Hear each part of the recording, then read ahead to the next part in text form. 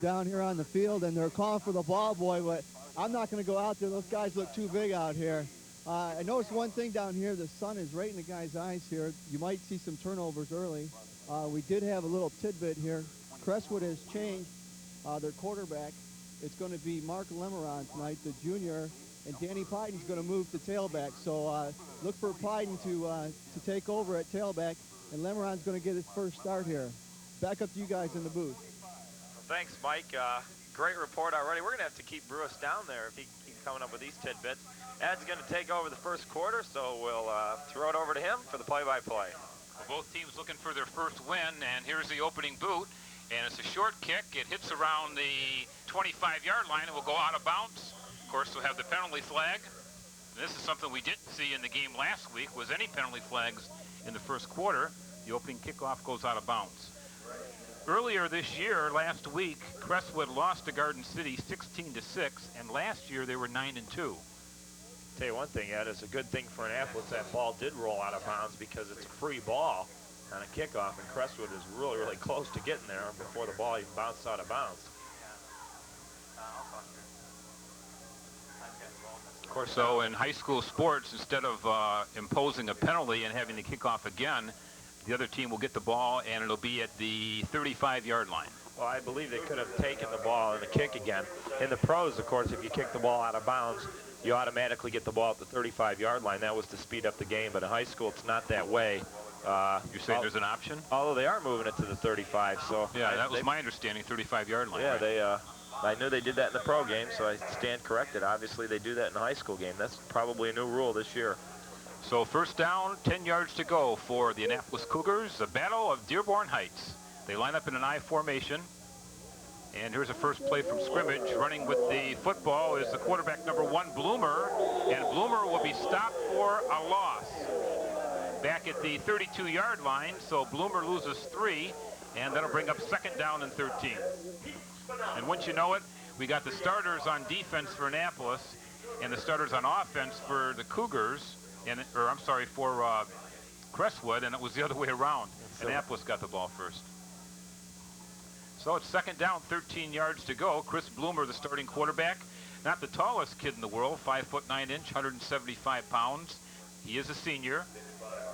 Annapolis we did three games last year, of course, had a much smaller squad, so hopefully this year with just an increase in personnel, they'll be able to move the football a little more. Bloomer pitches out on second down, and the gain is across the 35 to about the 38-yard line. Pick up on the play of about 5. Charlie Reeves with a nice run off the right side there, good pitch. And as I said earlier, I don't want to harp on last year for the Cougars, but they had trouble even getting in positive yardage against some tough opponents. Crestwood handled them pretty easily. Credit the stop on the last play, Keith, to Jim Bates. 6'3", 247-pound senior in on the stop for Crestwood. It'll bring up third down.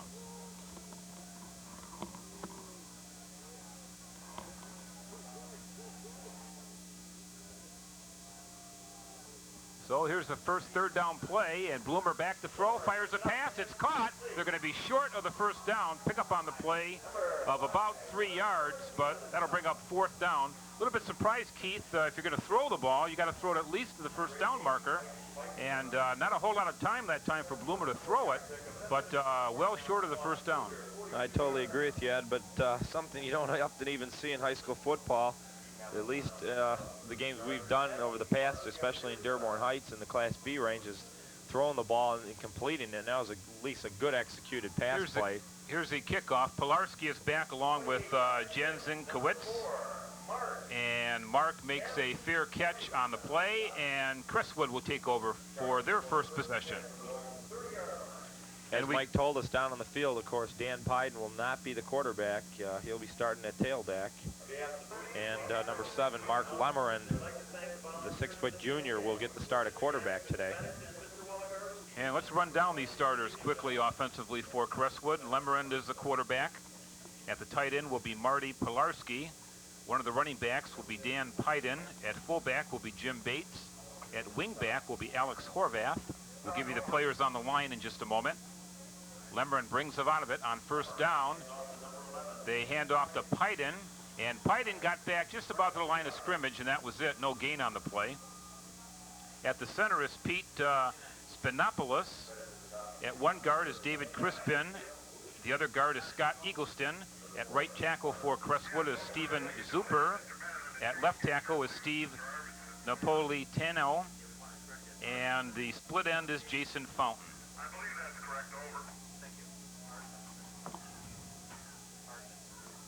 So it's second down and 10 yards to go for Crestwood. No score here in the opening quarter, 9:14 to play.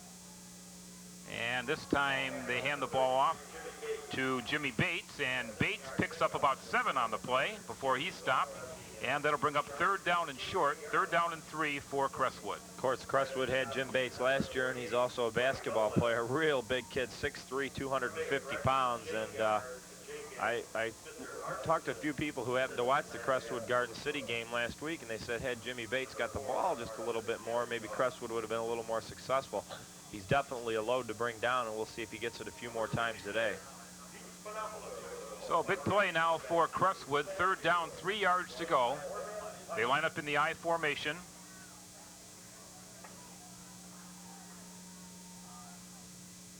Lemmerin now will hand off to the first man through. This is number 33, Bates again. He's got the first down. He's across the 40 all the way to the 45-yard line, and we have our first down of the game. There you take a look at head coach John Nichols, and he had to be happy with the first play on Pyden, but Jimmy Bates just a good runner now. It's very solid, very hard to bring down. Scampers for 15 yards here in his first 2 carries of the ball game. Checking in the game is number 20, Aaron Fisher for Crestwood, 6 foot 1 inch, 190-pound junior, and we'll set the defensive players for you for Annapolis in just a moment. Now slot formation right for Crestwood, and the handoff is to Dan Pyden, and Pyden picks up another 5 yards as he moves the ball right to midfield at the 50-yard line. In on the stop was number 79, Jim Huchin, 6 foot 1 inch, 275-pound junior, and these boys are big compared to when I used to watch high school football, Keith. They certainly got some big kids on both sides of the football. And Crestwood, again, we talked about last week in the Robichaud game that Ypsilanti just couldn't win the line of scrimmage, and right now it appears the Annapolis Cougars are not winning the battle on the line of scrimmage. There are several players for both teams that go both ways. On the second down play, here's a handoff to number 33, Bates. And he's stopped on the play for a loss of about 2 yards. And that'll bring up 3rd down and about 8. That was Aaron Fisher, number 20, yeah. And again, just that time we talked about, again, the battle on the line. And Annapolis just won that great pursuit job by the outside linebacker there, containing Fisher, strung him out to the outside. The defensive backs came up and helped pretty well on the play. It'll set up a big 3rd down play here for the Cougars. They got to stop Crestwood early here. Crestwood going for their second first down. High formation in the backfield. And this time Lemmeren's going to run with the ball. He picks up 5. He's got a first down. He's down to the 40. Lemmeren to the 35. To the 20. He's going to go all the way to the touchdown. 53 yards. Touchdown run by Mark Lemmeren, and Crestwood takes an early 6-0 lead. Great run by Lemmeren, and we'll take a look at it. I believe Bert Nolan, number 48 here for the Cougars, had a good chance to bring down Lemmeren 3 or 4 yards short of the first down, but he went for a big hit rather than just trying to tackle him. There's a big flag on the play, though. This one's going to come back, Ed. Well, a big break right there for Annapolis. You could hardly see the flag. Boy, that flag's not too yellow. I don't know if we can get a camera on it, but they see it right in front of the official there, and it's not a very yellow flag. You remember Relio Rodriguez used to like to use his glove for the Tigers for about 10 years? The official likes to use the same flag. Yeah, that flag is unlike any other of the flags that you can see. Let's take a look at it here. It is number 48, Bert Nolan. Watch right here. Went for a big hit there rather than he could easily got him on the side, but they called the clip. He could have tackled the quarterback Mark Lemmeren, but didn't get to him. Instead went for the big play. But boy, that whatever official, he's got a, I don't know if he's dyeing his flags at home or if he he's using his own flags or what, Ed. But that was You could not see that flag on the field. No one realized it until after. Even the Annapolis Cougar team didn't realize it. Let's run down the starting defensive players for Annapolis while we got the chance here, Keith. In the backfield, at strong safety is Chris Bloomer. He's one of several players that are going both ways. At free safety is number 16, Chris McCurdy. At cornerback is number 23, Jim Lauer, and number 26, Don Lance. At the linebackers is big number 33, Scott Bergeson, and number 48, Bert Nolan. Ed, I think Mike has something for us. And, okay. We'll go down to Mike right now, and then we'll come back and read the rest of the starters. Michael? Guys, up in the booth up there, I don't know if you had a better picture, but we couldn't see a clip down here. And Coach Carter was out on the field questioning the call, but I think he's found the answer, and he's out there encouraging his team to come back. And, you know, a 53-yard run by Mark Lemeron is something that they can build on, because they can go down the field still. It's fourth down now, but, you know, they still have room to operate. Back up to you guys. I think they're doing really well down here, though. So it's third down now for Crestwood, as a big break for Annapolis, as that 53-yard run by the quarterback was not allowed. And now back to throw is Lemeron. Good protection, fires a pass over the middle. It's almost intercepted. That was number 26 defensively, Don Lance. Lance had it right in his hands and dropped the ball, but that brings up fourth down. Well, Lemeron, that was just a bad throw, and Lance should have had the ball, but more importantly, I guess, for the Cougars is they're going to get the ball back here. And, of course, we responded basically to Mike before he said what he did. We didn't really see anything up here on the clip and certainly didn't see the flag. So bad break for the Chargers, so we'll have to see if they can come back from this. Jim Lauer is back to receive the punt for Annapolis. And here's the boot, and it's a pretty good kick. Lauer calls for the fair catch, drops the ball at the 18-yard line, and that's where Annapolis will take over right there as he managed to get it back in time. I'll tell you, Ed, that was a heck of a kick. It was almost a 40-yard punt, and Crestwood's certainly been blessed with kickers. Of course, they had Pete Stoyanovich, who's now a kicker for the Miami Dolphins, so another fine punter. Matt's Catering, we'd like to thank them for the great sandwiches they gave to the crew, and I think me and you had one too, didn't we? Yes, as a matter of fact, Matt's Catering took care of our picnic needs for the last few years, because I was the one who went down there to pick it up, and they do an excellent job. Their employees are very friendly, and I'd recommend it to anybody. So if you guys are anybody out there is going to have a party, give them a call, 278-6400. We appreciate the sandwiches. They were certainly very good. On first down, Bloomer pitches off on the right side, and the gain is just about back to the line of scrimmage. Ball's definitely loose there, Ed. Loose ball. We'll see who got it. And Crestwood's got it. Crestwood has it. You could see Reeves did not have the football at all. You could see it was in his, I could see his arms. There was no football there, and it ended up being buried underneath his legs. There's a look on your screen on big number 66, Spanopoulos. Pete at 6'1", 223 pounds. Watch number 66. He's the one who will get the ball. Reeves, right here. Reeves just simply dropped the football, and got to do a better job alerting his teammates than that. No one really went for it except for a couple of the Cougar players. So it's first down from the 18-yard lines for Crestwood. First big opportunity for either team here. And on first down, they hand the ball off to number 11, Pyden. And Pyden's all the way down to the 5-yard line before he stopped. Looked like they had him contained at about the 13 or 14, but he just bulldozed his way down to the 5. Great second and third effort by Dan Pyden, but of course, as we talked about with Ypsilanti last week, he should have been brought down far before that, but a good effort from Pyden, not going to take anything away from him. Checking in is number 82, Jason Fountain, 6'3", 180-pound senior, now in the lineup for Crestwood. And Jason splits out wide to the right. First down, goal to go from the 5-yard line. We're scoreless, but Crestwood knocking on the door. On first down, the handoff is to number 33, Bates. On the 5-yard run, he puts Crestwood out in front, 6-0. No flags this time. Jimmy Bates, just a power run off the left side. Not a whole lot of Cougar players there.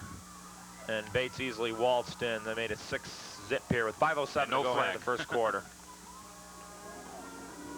Take another look at it. Watch number 33, Bates, running on the left side, right here. And most of it he did on his own. He didn't have a whole lot of blocking on that one. Terry Guerin with a missed tackle there, but there's going to be a lot of missed tackles as far as Jim Bates is concerned. Extra point by Tim Gallant. It's good. So we have a 7-0 lead for Crestwood. And we've got 5 minutes and 7 seconds to go here in the first quarter. Pretty impressive drive that time by Crestwood. They started at the 18-yard line of Annapolis and took it in on 3 plays. Well, it only took a couple of plays, and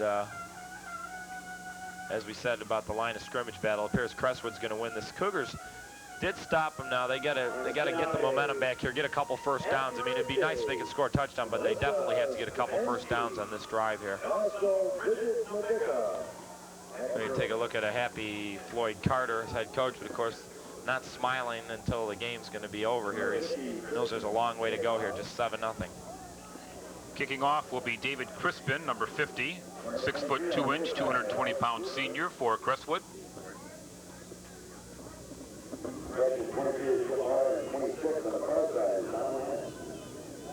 7-0, Crestwood out in front.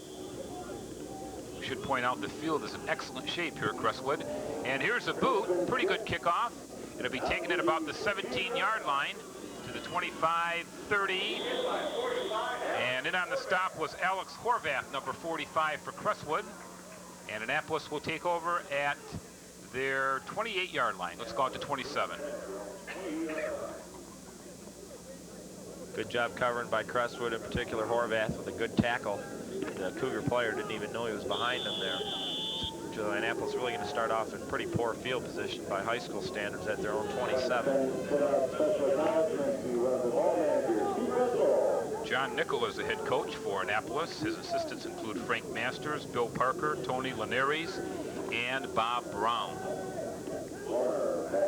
Back to throw is Bloomer. He fires a pass over the middle. It's tipped by a Crestwood player, and it's incomplete.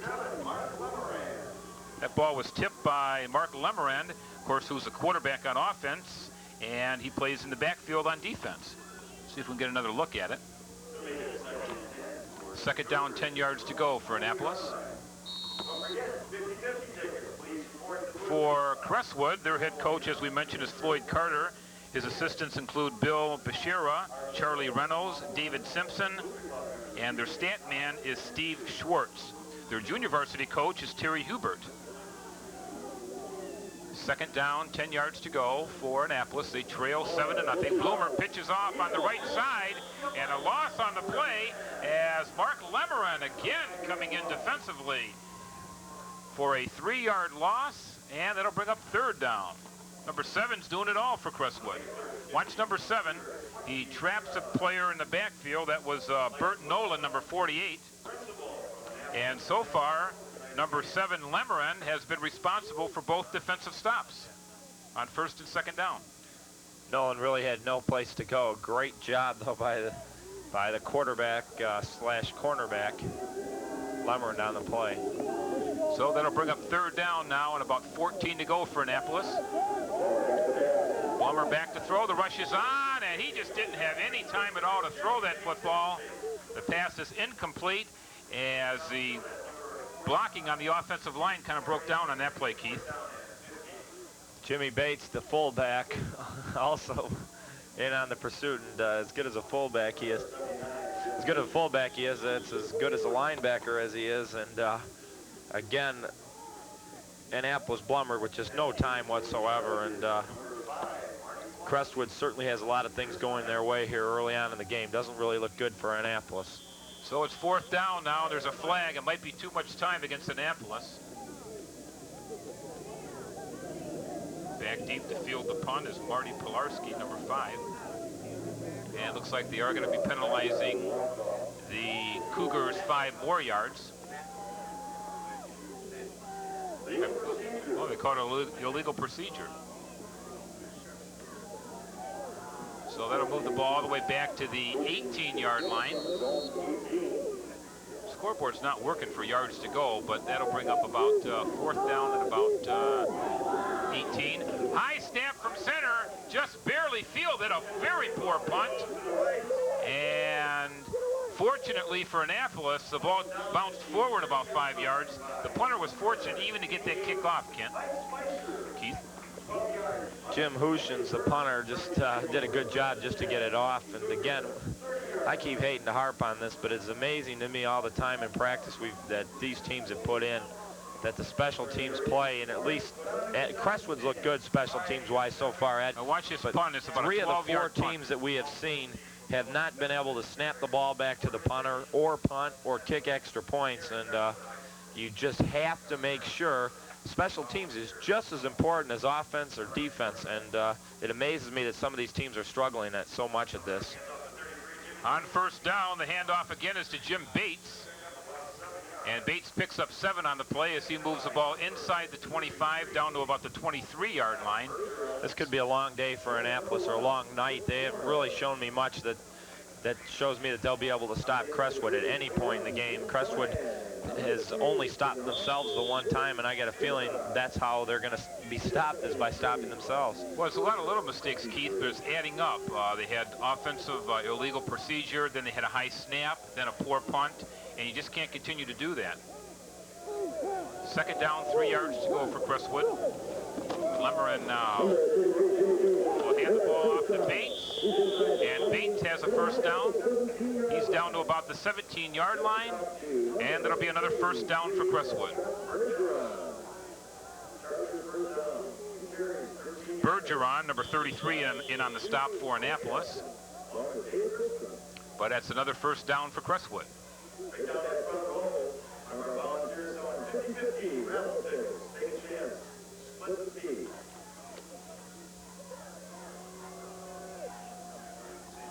So first down, 10 yards to go for Crestwood. They line up in the I formation. Lemmerin now again will hand the ball off, this time to number 11, Pyden. And Pyden gets to about the 10-yard line. And he's pushed back to about the 12. We'll see where they mark the ball. Pick up on the play of about 7. Bergeron again and on the stop defensively, number 33 for Annapolis. But you got to get to the player before he picks up 7 yards, Keith. Well, they're just not, they don't have any kind of pursuit at all on the line. They're getting driven back every time the ball's snapped. They're not getting off the ball quick enough, nor do they have the size. Second down, 3 yards to go. Fumble the ball, and the Cougars are going to recover. Great. And Annapolis gets the ball back, so each team now has recovered 1 fumble. Well, that was a great tackle by the Cougars. They went right after the ball. Didn't even try to tackle Pye, and he tried to tackle the ball. I didn't get a number on the Cougar player, but Steve Markey, number 70. It was a great play. Watch number 70. See right there, Markey. number 33 for Annapolis. Scott Berger just went right after the football, and that's what the Cougars are going to have to do. So they did create their own break here. First big break of the game for Annapolis. We've got 1:38 to go in the first quarter. Annapolis now with the ball. 1st and 10 from their own 11-yard line.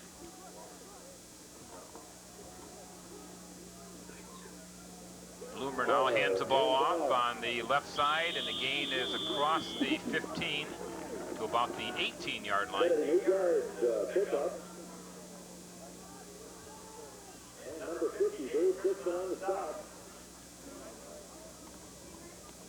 Now, one of the big reasons that Crestwood lost last week, Keith, was because they turned the ball over 5 times to Garden City, and they only gave up 16 points, but they were only able to score 6 points because of all the turnovers.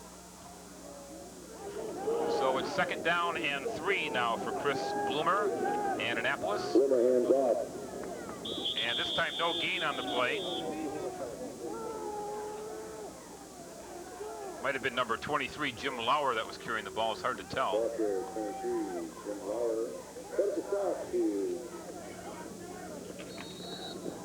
It'll be 3rd down now for Annapolis and about 2 yards to go. And the clock continues to run. We're down to 25 seconds to go here in the first quarter.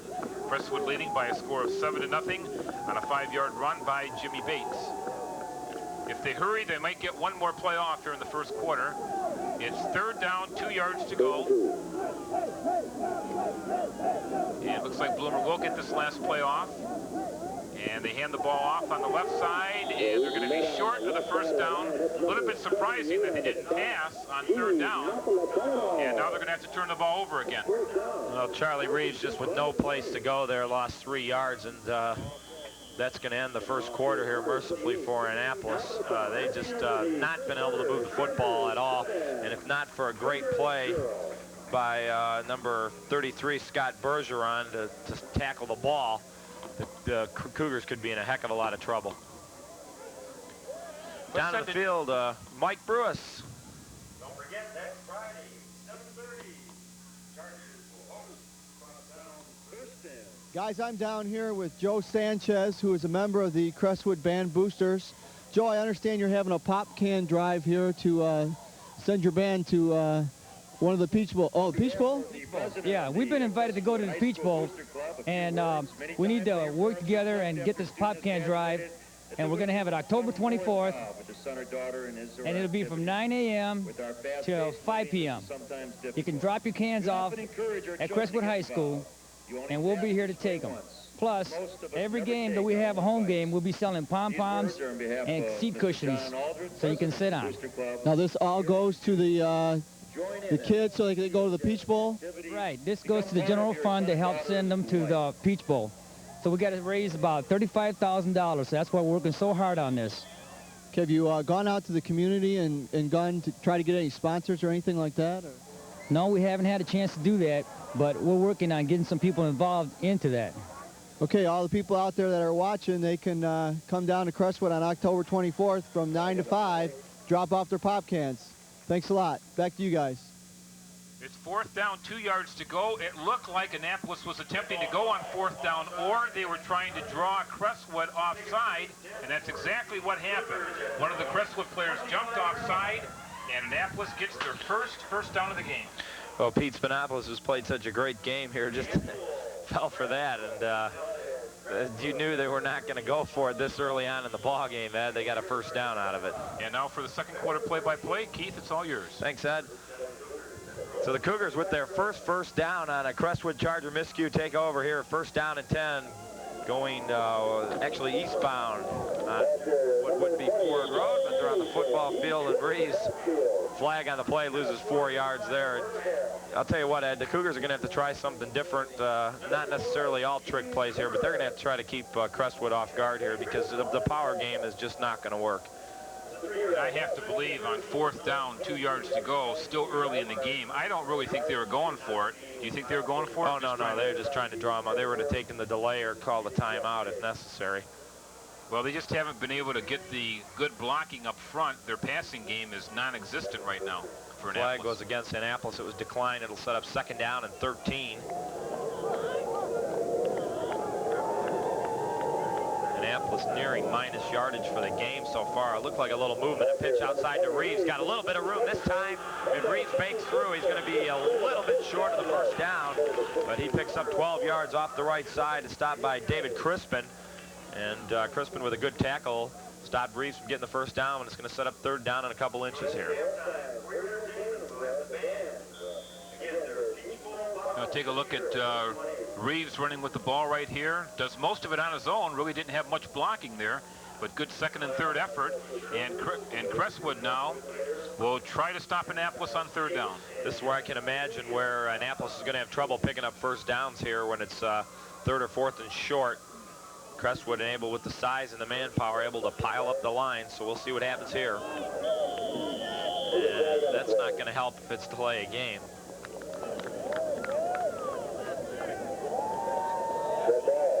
That's what it's going to be, so that'll just kill you.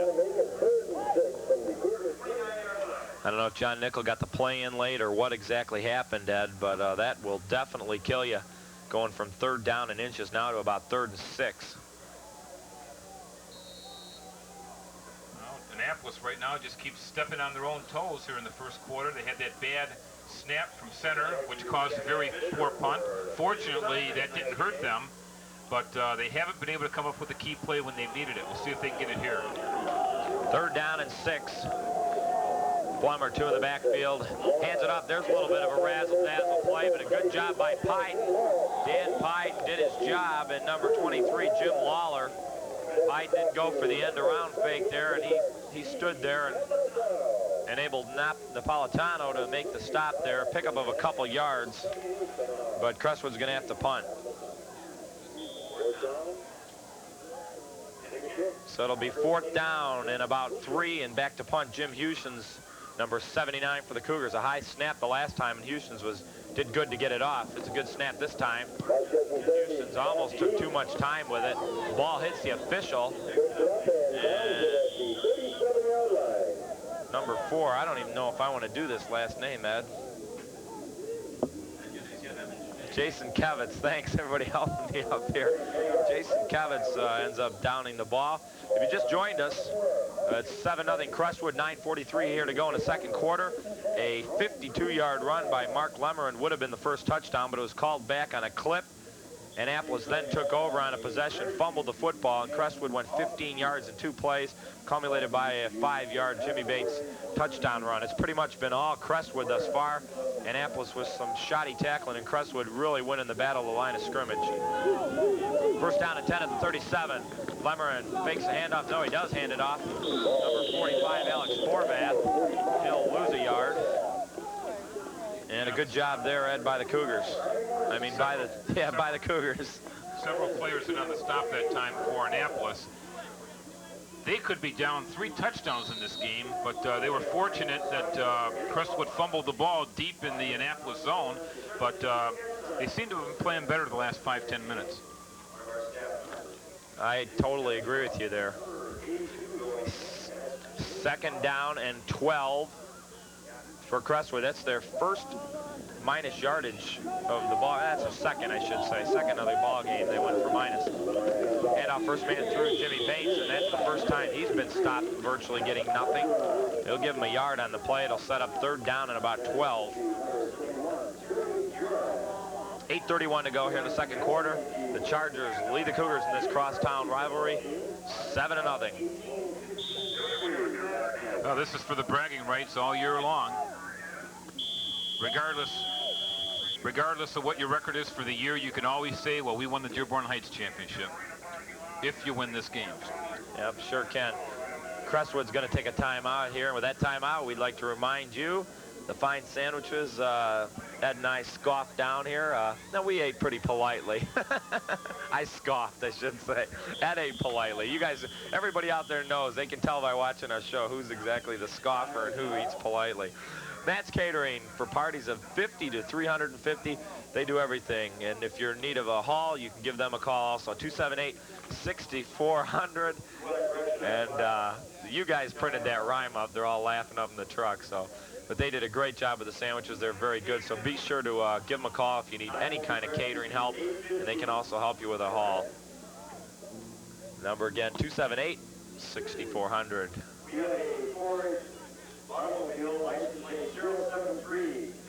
Well, the one thing that really seems, in my opinion, to really put Annapolis in a hole is they don't virtually have any kind of passing game so far in the game. The protection seems to be breaking down, and they've had to rely on the run, and Crestwood's been ready for them. Both teams seemingly relying on the right run, Ed, but you're right. Annapolis should try to throw the ball once in a while to keep the Crestwood linebackers and the linemen a little honest so that they don't rush upfield kind of quick. And they've been unable to do that so far. Waiting for the clock to be reset here. It should be about 8:15. And that's what it is, 8:15 to go here in the first half. Lemmerin with Bates and Piden. 3rd down and about 8.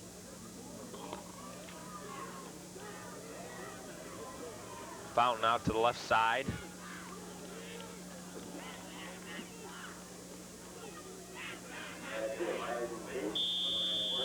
And we're ready to go now here. 3rd down and 8. Of course, this kind of looks like the what's going to happen in South Bend tomorrow. The Notre Dame uniforms and pretty close to the Michigan jerseys. Lemmerin back to throw, looks over this side. Nice catch by number 21, Van Esley. You'll be holding on offense. We're going to have a flag down. Ed, you actually saw that one. There's that dull flag again. It would have been very, very close to the first down. I believe you would have got it, but we're going to have a penalty. Take another look at it. I believe it was number 66. I believe it was number 66. It was Annapolis. Good job by Guy Matthias there on a handheld down on the field. Always a risky proposition being down on the field of the camera, and a good shot there by Guy. And that's going to be a 10-yard penalty, of course. It's going to be backed off, so it should set up about a 3rd down and 18. And if Annapolis can stop them here, they should get pretty decent field position. Good looking throw that time by Lemmer, though, Ed. Well, the play seemed like it took a long time to develop, and those big offensive guards can only block for so long. It's number 4 checking in the game, Jason Kowitz for Crestwood.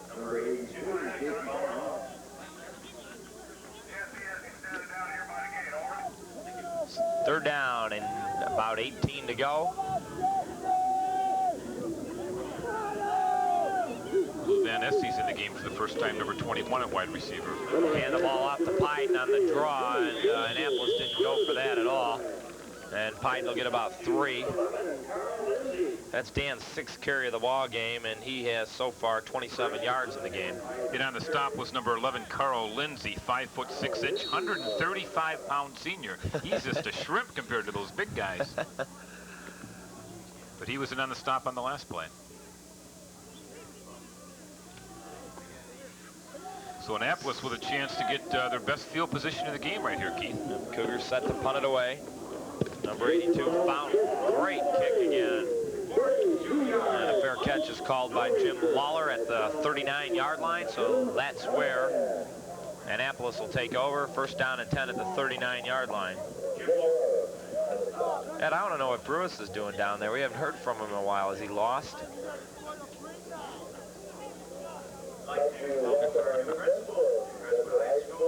Michael, are you with us?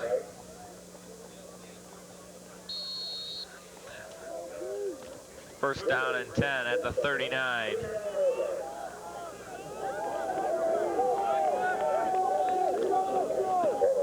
Plummer hands the ball off to Reeves. Reeves pushed forward by his own man. Nice play there by Steve Markey. Also big number 50, David Crispin in on the stop for Crestwood. That's a penalty, Ed, that's very rarely called. You're not allowed to push your ball carrier like that, but Markey did a nice job hiding it.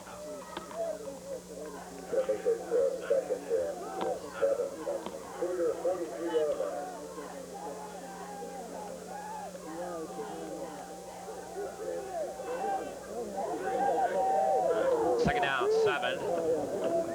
Hand off to the first man through. And I believe that's Lamerin. Number 85, It's Burton Nolan, Greg Pitkovsky in on the stop for Crestwood. Lamerin, I don't know what I said that for. Lemerin's the Crestwood quarterback. So Nolan loses a yard on that play. 3rd down and 7, 6:15 to go here in the first half. Chargers lead at 7-0. We'll see if Annapolis is going to put the ball in the air this time. Out closest to us, number 26, Don Lance. Back to throw, no time. Lamerin just didn't contain, and Lamer's just going to throw it into the turf there. Well, Bloomer did a good job right there, just avoiding the oncoming tacklers. It looked like Fran Tarkenton scrambling back there and just was not able to complete the pass. Annapolis just is not getting the time to throw the ball. I'm surprised Blummer didn't take off and run with it a little bit. Jimmy Bates was chasing him from behind, and Lemmer's job is to have some sort of containment, and he just didn't do that, but Blummer elected to throw it well short. So Hushins set the kick, another bad snap, and Hushins is in big-time trouble here, and he's driven out of bounds at the 32-yard line, and nothing more needs to be said about that. You saw the pictures.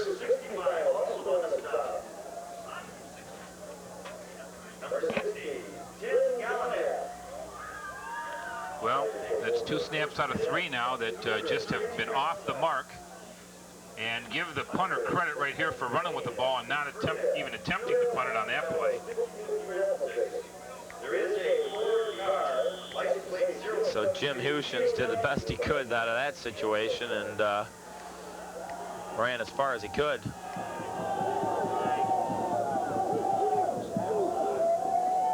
First down and 10 for Crestwood at the Cougar 32-yard line. Lemerin rolling left, got all kinds of running room. One man to beat. And he scrunched Lemerin inside the 15, the 10, the 5, broke a few tackles, and a touchdown. 32 yards for Mark Lemerin. And this time, this one will count. There are no flags. Well, excellent run that time by Lemerin, and he also had 3 blockers with him on the left side, and that's been the big difference in this game so far. Crestwood has the blockers, and Annapolis hasn't. That would have been the same. That's exactly the same play they ran when he ran 52 yards. Look at the blockers over here. 3 guys over here.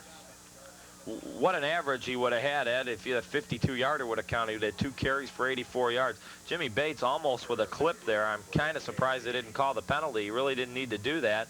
But a great cutback inside by Lemerin. And Crestwood looking to go up 14 to zip with the extra point here, and it's good. It's nice to see an extra point here. Well, just several blockers there to help guide Lemerin into the end zone, including big number 33 fullback Jim Bates, 6 foot 3 inch, 247-pound senior. When you got a couple of guys with you to block, it makes it that much easier. So 5:27 to go here, and Annapolis is going to get the ball. They got to do something here, or they're going to be in trouble come the start of the second half.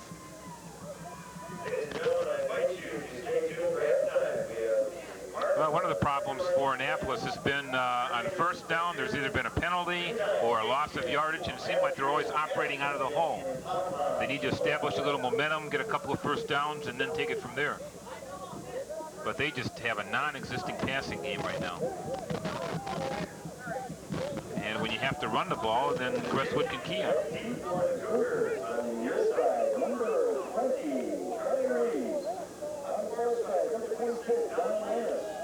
So Reeves and Lance back to receive the kickoff. They're pretty deep, standing back at their own 12-yard line. Crispin set to kick off, and it's rather short. Bounces around there, and the Cougars are finally going to fall on it. Carl Lindsay, and Annapolis will take over at about their own 31. Lindsay had to be real surprised to get that ball. That wasn't much of a kickoff, and he bobbled the ball, but he was able to recover it. It's a weird kick. He is soccer-style kicker lining up to the left of the ball if you're facing it and cut it across, and somehow he kicked it all the way over to the right side of the far left side of the field.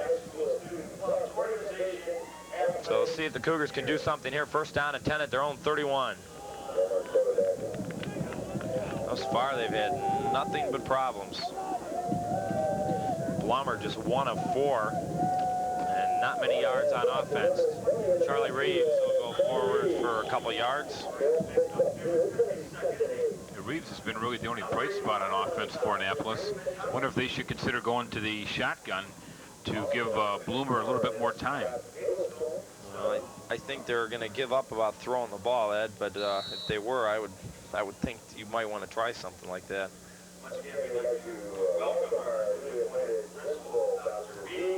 24 yards in the game unofficially for Annapolis so far total. So things not brewing too well. And of course, you just saw Lemerin run 32 yards for a touchdown. So just on that play alone, that's going to be a false start for the Cougars. Big number 77, Tom Frentner, definitely moved a little bit, so they're going to go back 5. Or take a look at our upcoming TV schedule. Of course, John Glenn fans, they're going to have something to cheer about. We got 3 of those games coming up, but first we'll be back here at Crestwood as Redford Thurston will try to beat the Chargers here on their home field. Then we go to John Glenn, and boy, faster than I can talk. And then you see a couple more Glenn games coming up in our last one of the year. Wayne Memorial High School against John Glenn. Of course, both schools are in the Wayne Westland School District, and that's definitely a rival. Some good running backs coming out of those two schools over the years. Rogers from Wayne. And Tony Bowles. Big rivalry. Glenn, of course, winning big their first game over Martin Luther King. I believe the score was 42-7, and that propelled them back into the top 10 rankings in the state in the Free Press. Mick McCabe has them at number 10, and in the news they were ranked like number 7 or 6 in the West. That last pass, Keith, was broken up by number 33, Jim Bates, the pass by Bloomer. As defensively, Crestwood doing everything right, and Annapolis just can't get started on offense. Here's a look at number 33, Jim Bates, 6'3", 247-pound senior. I'm sure the college scouts are keeping their eyes on this guy.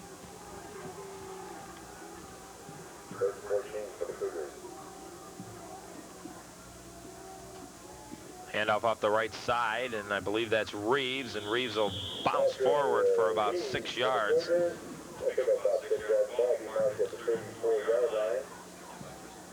So that's Reeves' 9th carry of the ball game for 34 yards.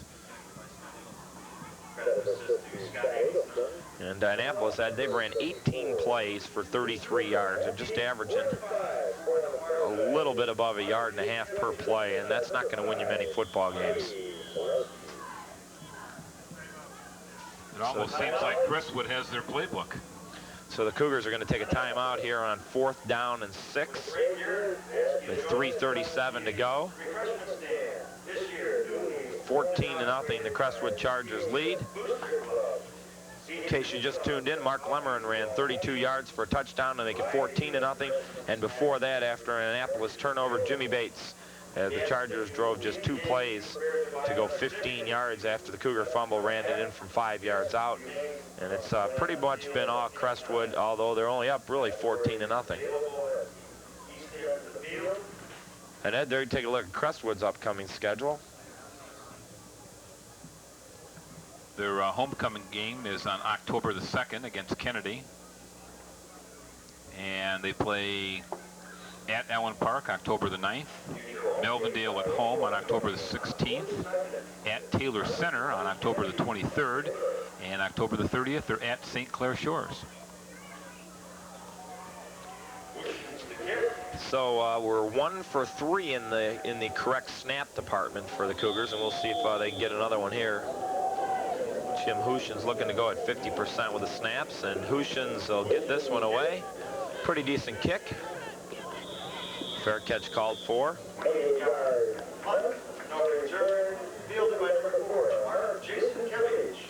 Jason Kevich with the fair catch. 30-yard punt for Hushin's. 3:30 to go here in the first half. Crestwood 14, Annapolis zip.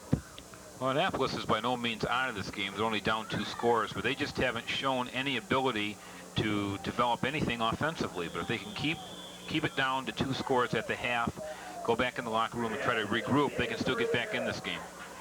Well, you hit it on the head there, Ed. They really haven't shown anything that's going to enable them to get anything on the board, let alone score 2 or 3 times, which is what's going to have to happen. Off the left side, Dan Piden goes for about 4.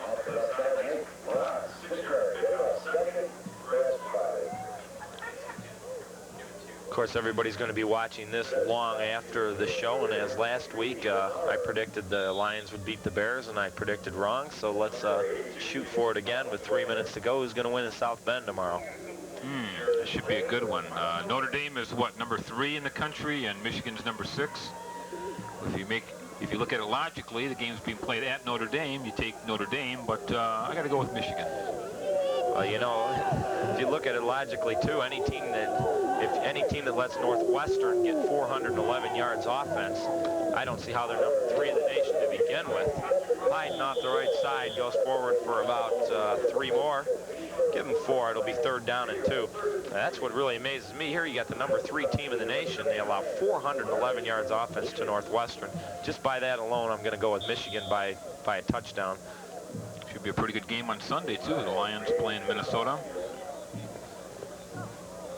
Yeah, no doubt about that, Ed. And hopefully Coach Wayne Font's got his team long over that loss to Chicago. And I think the Lions are going to bounce back and win big. Well, Tyrone Wheatley, of course, plays for Michigan, and Dearborn Heights Robichaud fans will be having their eyes glued on the set watching Tyrone.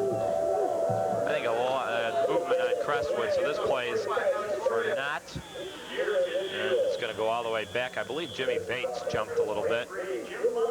So the 3rd and 2 will turn into a 3rd down and 7. And there's no doubt that Tyrone Wheatleyhead's going to get a lot of significant playing time for Michigan. I think if that game was even naturally, it's never going to be played at a neutral field, but Michigan Notre Dame game in a neutral field, and I think Michigan win by 2 touchdowns. I think that's the only thing Notre Dame has really going for them, is that it's going to be in South Bend tomorrow. Those two teams have really developed a fierce rivalry. And of course, down in the truck we have our local Central Michigan graduate who thinks that Central's going to beat State. It's not going to happen twice in the same decade. Sorry. State's going to win by 3-4 touchdowns. He said CMU by the 1, everybody, anyway, Rich Anderson. Back to throw goes number 7, that's Lemmerand, and he'll fire it over the side, and way too far for Pilarski. And Crestwood's going to have to punt the ball away here with 1:34. And Ed, like we said, if Annapolis could show us anything positive offensively, I'd have hopes that they could come back into this game. But I don't see them scoring 2 or 3 times. Again, Crestwood not taking advantage of the opportunities. A couple of key penalties have really hurt them. Well, Annapolis still has one more opportunity here in the first half to try to get on the scoreboard, and they're by no means out of this game. And they're definitely going to have to regroup at halftime, but let's see if they can make some significant progress on this drive. They've never had the ball in Crestwood territory yet. So here's another low snap, and he had a little more time than that. Jason Fountain gets a little bit of a roll, and the Cougars will take over at about the 32-yard line. Give them a 25-yard punt. It still amazes me, Ed, and I'm going to say it 100 more times. The snaps and the special teams play that we see in some of this high school football. Well, they work on it. They're in training, for a couple of weeks before the season starts at least. And this is something they work on in practice, but the game situation's a little bit different than practicing out there during the week. So Annapolis has 1 minute and 23 seconds to try to score. They trail by 2 touchdowns. I tell you, Ed, the crowd's filled in rather nicely here. We joked about before the game how it looked like there was an hour before starting time, but it's filled in pretty good here. Blummer back to throw, no time at all, and he's just going to go down. 5-yard loss. Alex Horvath just hit Blummer just a little bit, and I think Chris wanted no part of who was going to hit him after. It kind of looked like he went down. Take another look at it. Watch number 45, Horvath, another one of the players who goes both ways. He's a wingback on offense, and he makes a tackle here on defense. Got an injured Cougar down on the field.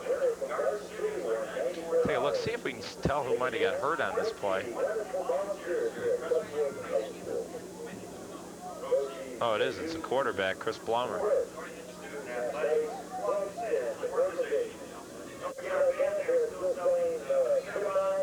You can see the Crestwood band getting ready to take the field. 1:01 to go. Bloomer, not the biggest kid in the world, 5'9", 175-pound senior. Ed, did you ever play in the band in high school? Nope. I was on the chess club, though. Does that count? No, chess club don't count. I never played in the band either, but if I did, for some reason, I would have liked to have played the saxophone. I guess at my age now, I don't know. I would have guessed you'd have played the tuba for some reason. Tuba.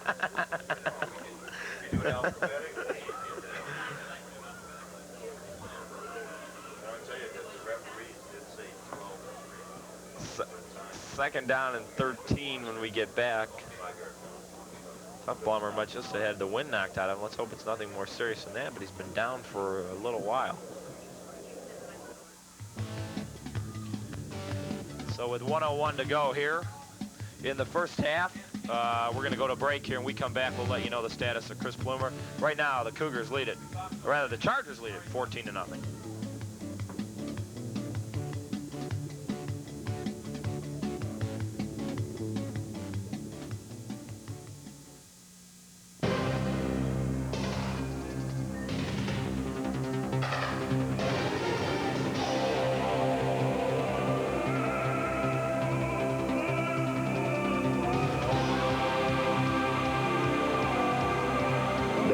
Through the sky, like thunder and lightning.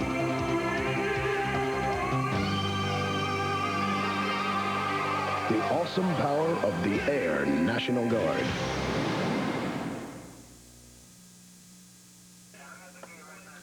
So we're back here at Crestwood High School in a very, very serious injury to Annapolis quarterback Chris Blummer. And we're not going to really speculate as to what's wrong with him, but the ambulance did come. And they did freeze his head to the stretcher. And we're going to go down to Mike, see if he has any more information. Michael, take it away.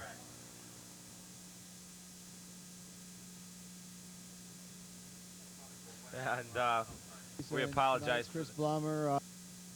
We don't know what's going on. Little technical difficulties. And Dearborn Heights department head. And you can hear him fading in and out. We're going to go back down to Mike as soon as we get it solved. And again, we apologize for the little bit of trouble. And the Crestwoods team's warming up down in the field. This is a pretty lengthy delay. Of course, we went for a break and edited the film a little bit here. 14-0 Chargers lead if you just joined us. 1:01 to go here, and you're taking a look at the ambulance if you just joined us. That's injured quarterback Chris Blummer has been taken off the field in a stretcher, and we certainly hope that the injury was not very serious. They certainly were taking every precaution out there, Keith. You know, treating the injury very delicately and not in any big hurry to rush him off the field, but as you mentioned, make sure that his head was secure, and we certainly hope he's going to be all right. That it's nothing serious. He was moving right off the get, though, Ed. I did make sure to look, of course, with the tragedy to Mike Utley now. Every time, of course, all the extra point people know that then you know yourself, I'm a big football fan, and every time I see something like this, that's the first thing I think about. And he was moving his head and his neck, so. Well, Keith, I noticed number 10 came in the game for Annapolis. That's Kevin Hewlett, who's just a sophomore, 5'7", 140 pounds. I believe he's going to be the quarterback. So it's 2nd down and 13. And we'll try to go down to Mike here in a couple plays here, see if he can get ready and give us some kind of update. And, it is number 10 as the quarterback, Hewlett. Kevin Hewlett, quarterbacking for the Cougars. So Hewlett, his first play, handoff, and 3 or 4 yards for number 48, Nolan. Scott Eagleston, number 54, in on the stop for Crestwood, 5'8", 171-pound junior. And Hewlett's a little scrappy player. After he handed that ball off, he went in there to block for his running back. So Crestwood takes a timeout here with 40 seconds to go on 3rd down and 7. They anticipate getting the ball back here. Got to be an exciting time for Hewlett, just a sophomore getting into the varsity game for his first varsity game of the year. Ball resting at the 33-yard line. Only 40 seconds to go in the first half. Getting a little chilly out here tonight, Ed. I'm starting to get cold up here in the booth. Yeah, wait till the 8th week of the year.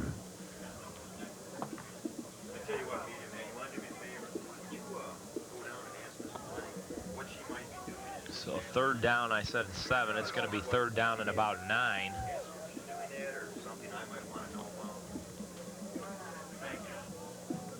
Might be a good time to try a bomb right here. Long pass. Nothing to lose. So fumble the ball, Reeves, and it's still laying on the ground, and I believe Crestwood's got it. We'll have to wait and see. And the Chargers do. So with 32 seconds to go, things work out well for Coach Floyd Carter and his squad. They'll have the ball at the 32-yard line. 1st down and 10. A tough break for Annapolis. Well, I'm sure right now it's going to be difficult to put football first and foremost on their minds with their quarterback going down. Such a serious injury. It's awful tough to forget about something like that. He's probably a good friend of all the players, and a comrade of the team. It's going to be very difficult for them to forget something like that. They've struggled as it was before that. Ball is incomplete. 82, Jason Fountain back to back. Lemerins to Fountain, well short. It'll set up 2nd down and 10 with 20 seconds to go. Linebacker Bert Nolan over there on the coverage for Annapolis, 5'9", 160-pound senior, was all over the receiver.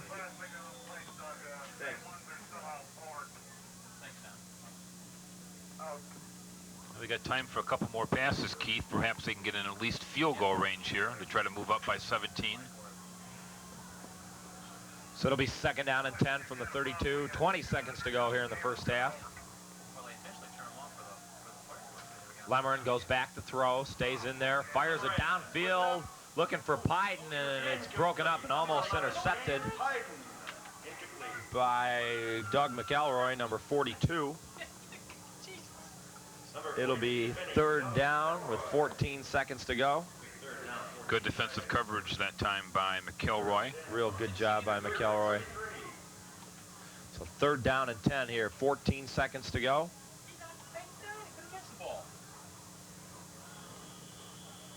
And we're going to get a timeout here, and it's going to be called by Annapolis this time.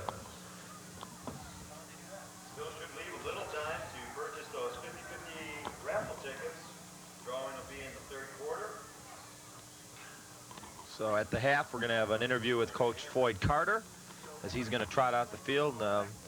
Michael, I think he went to Wayne High, and Coach Floyd Carter used to coach there, so he's got a little bit of an in. And we're going to go down to Mike right now. Michael?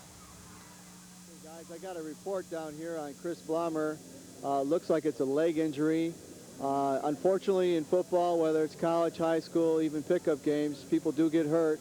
And we'd like to commend the Dearborn Heights Fire Department for coming out in a hurry.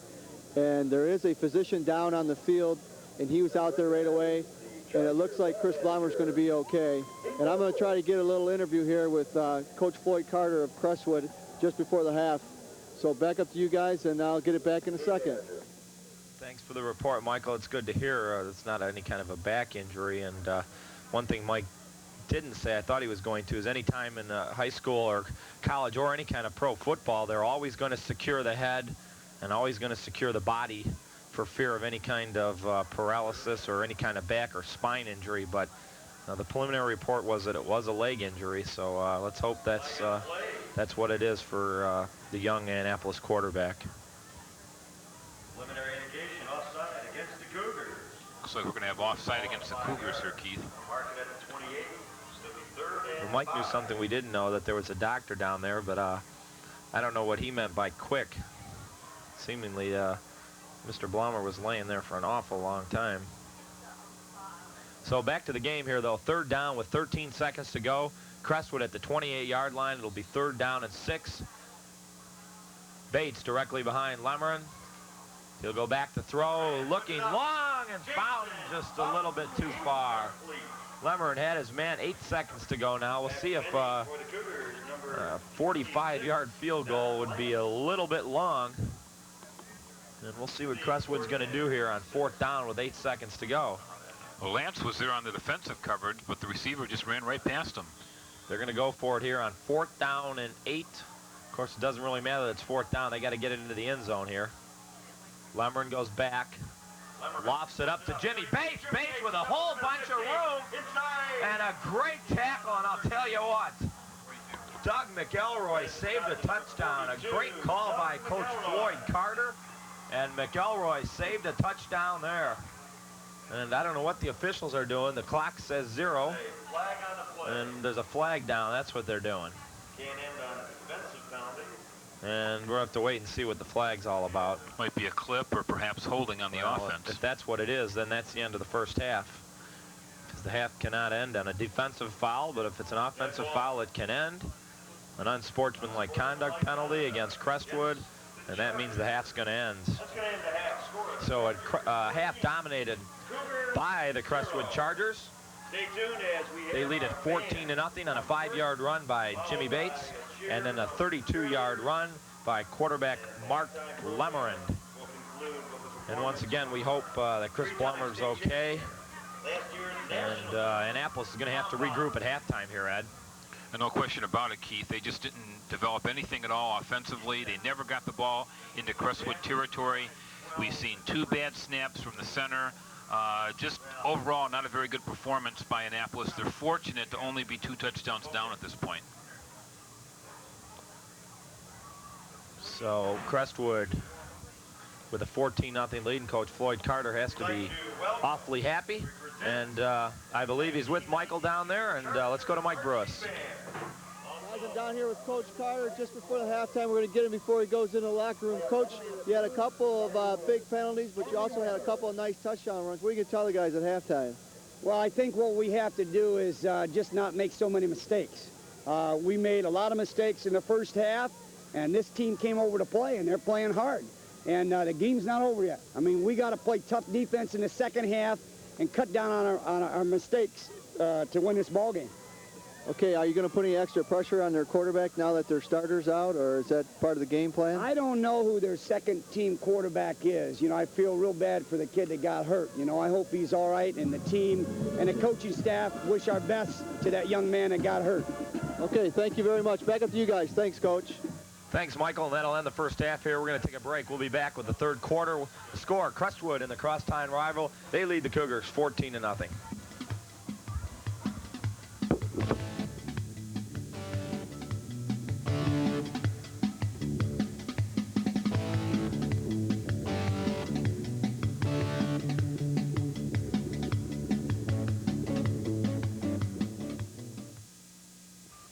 You moron!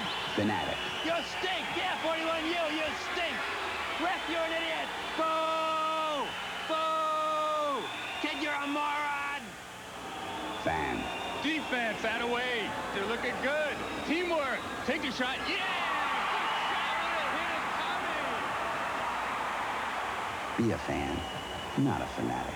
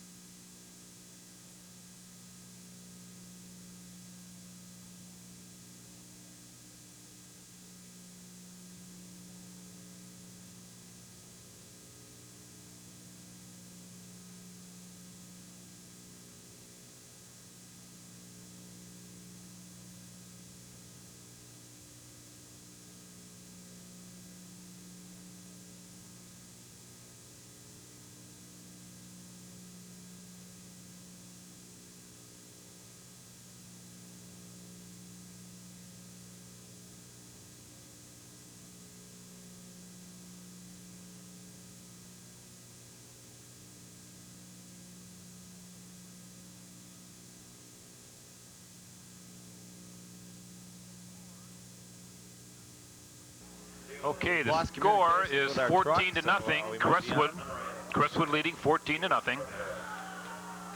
First down and 10, deep in their own territory. Crestwood will start the third quarter. And the first play from scrimmage, they run the ball on the right side, running with the football, number 11. This is Dan Pydon. And Pydon's all the way out to the 19-yard line.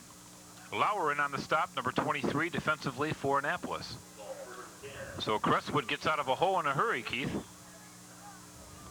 Sure do, Ed. A good run by Pydon off the right side, and I guess we were on the air the whole time. We've just lost communications with the truck. Can't hear a thing, but glad that you can hear us.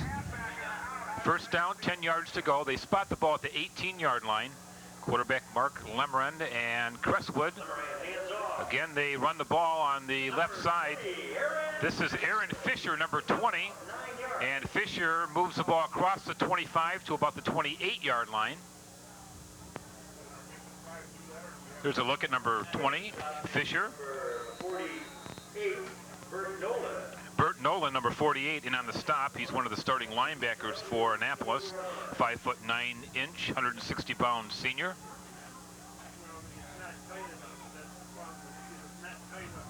So that'll bring up second down now and about 4 yards to go for Crestwood. Again, in case you just joined us, quarterback Chris Bloomer was taken off the field on a stretcher for Annapolis. Apparently the injury was a leg injury, and we certainly hope he's going to be all right. and Mr. Woligarski. Ball appears to be about less than a half length. Darrell Williams with a good play there. Our camera person. We don't want to confuse them with Darrell Williams, the player. I want to thank Mr. Yannick on the down marker. He's one of our board members, volunteers this evening. So we're sorry. We apologize for the rough second half start here. And we are at Crestwood High School, 10:34 to go, and Ed Contos is doing the play-by-play as he has been. And it's second down and about a yard to go, Keith, and they give the ball to the tailback who's got the first down and more all the way to the 40-yard line. 12 yards. Going to mark that just inside the 40. Call it the 40. First and 10, Chargers. 12 yards. So another first down for Crestwood. And again, the ball handler was Dan Pyden, number 11. 6'3", 175-pound senior, who also plays quarterback for Crestwood, picks up the first down. Bringing in a play, number 45, wingback Alex Horvath. First down and 10 for Crestwood. This drive started deep in their own territory. They lead already in the game 14-0. Split out wide to the right is Jason Fountain. Pro set in the backfield. First down and 10 from the 40-yard line. Pass intended for Horvath, this side of the field, and it is caught at the 30, and he's knocked out of bounds at the 20-yard line.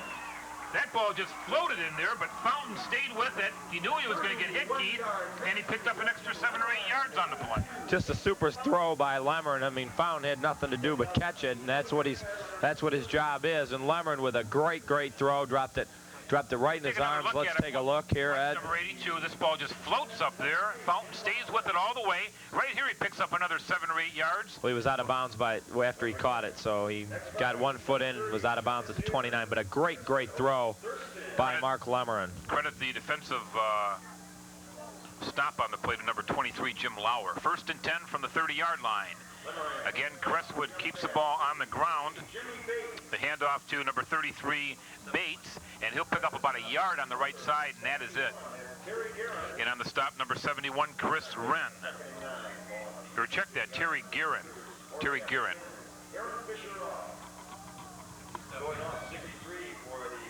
So it'll be second down now and about 9 yards to go for Crestwood. Ball resting at the 29-yard line. The wing back on the right side you see is Alex Horvath, number 45. Second down and 9.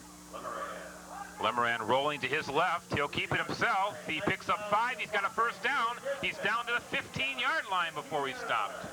So another first down for quarterback Mark Lemmerman running on the left side, Keith. Clyde Piccolo, number 57. He was really fooled. Lemmerman with a great fake. Let's see if we can find Piccolo, number 57. He's looking around. He didn't know who the heck had the ball. He did about 2 360s in the backfield. Another nice run by Lemmerman. Just couldn't cut it back inside. Otherwise, he would add another 6. So the ball all the way down to the 15-yard line. First and 10 for Crestwood. Lemmerman now again with a pro set in the backfield. And running with the football is number 45, Horvath, and he's down in for the score, or is he? He's real close if he didn't make it. Down at about the 1.5-yard line. Horvath just stepped out of bounds, and another nice fake. And the Crestwood doing a great job on the lay. That was like an old Statue of Liberty play there. Another thing they're doing too, Keith, is they're really mixing up their plays well as far as using many different players. There's Horvath right here, number 45, and he's knocked down right here. He just about gets in, but they're going to say he was out of bounds at about the 1. So first down and goal to goal now for Crestwood, already leading in the game 14-0. We've got 8 minutes and 42 seconds to play here in the third quarter. And we'll see if they try the quarterback sneak here. No, they hand the ball off to number 33, Bates, and Bates is stopped for no gain on the play. Good job by the Cougar defense that time, right on top of Jimmy Bates, and Bates almost busted the first tackle enough to give himself a little bit of momentum, but the first man held on long enough so the Cougars could bring him down. Looked like the timing was a little bit off on that play as well. Checking in the game is Lou Van Esley, number 21, along with quarterback Lemmerman for the second down play. As the tailback Alex Horvath comes out of there. It's second down, goal to go. The ball resting at the 2-yard line.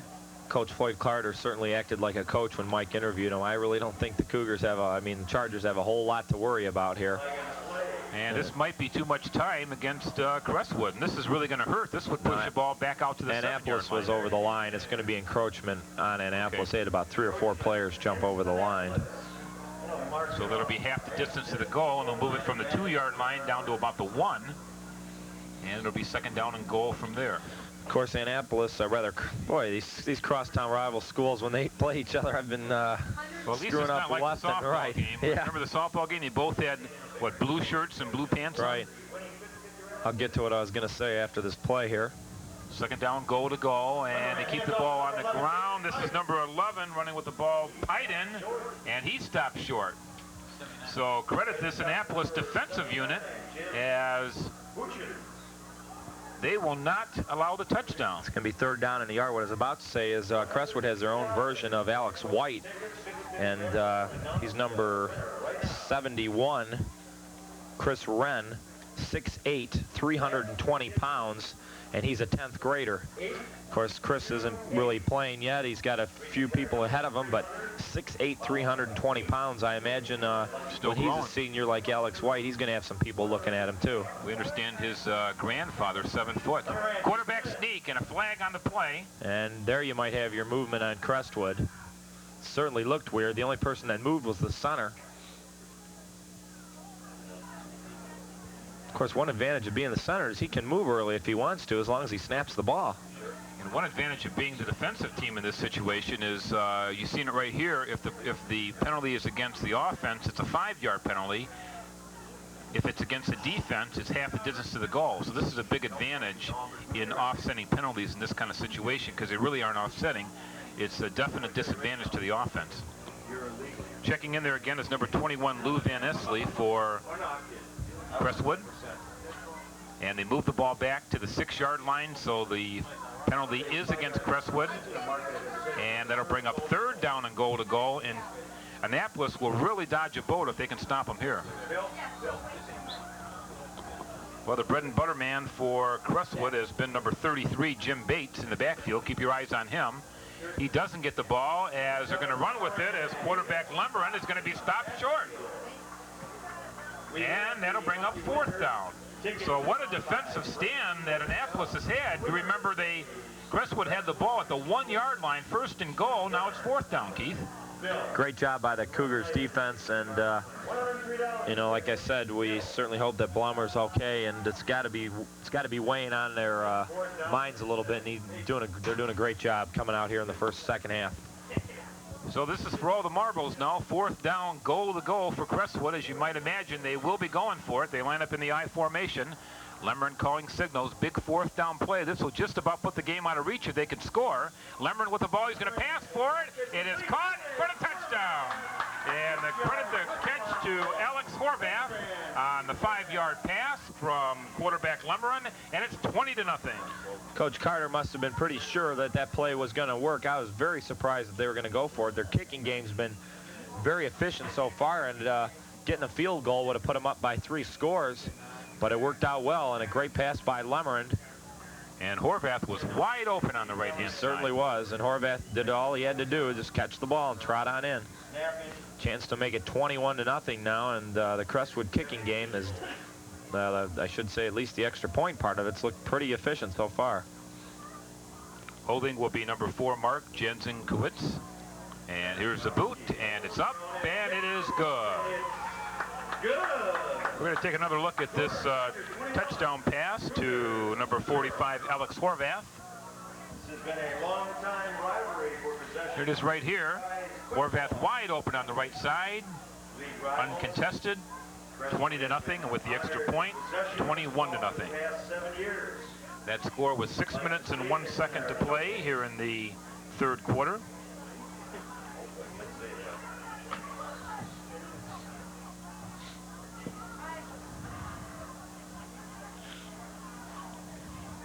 So we're just about set for the Crestwood kickoff.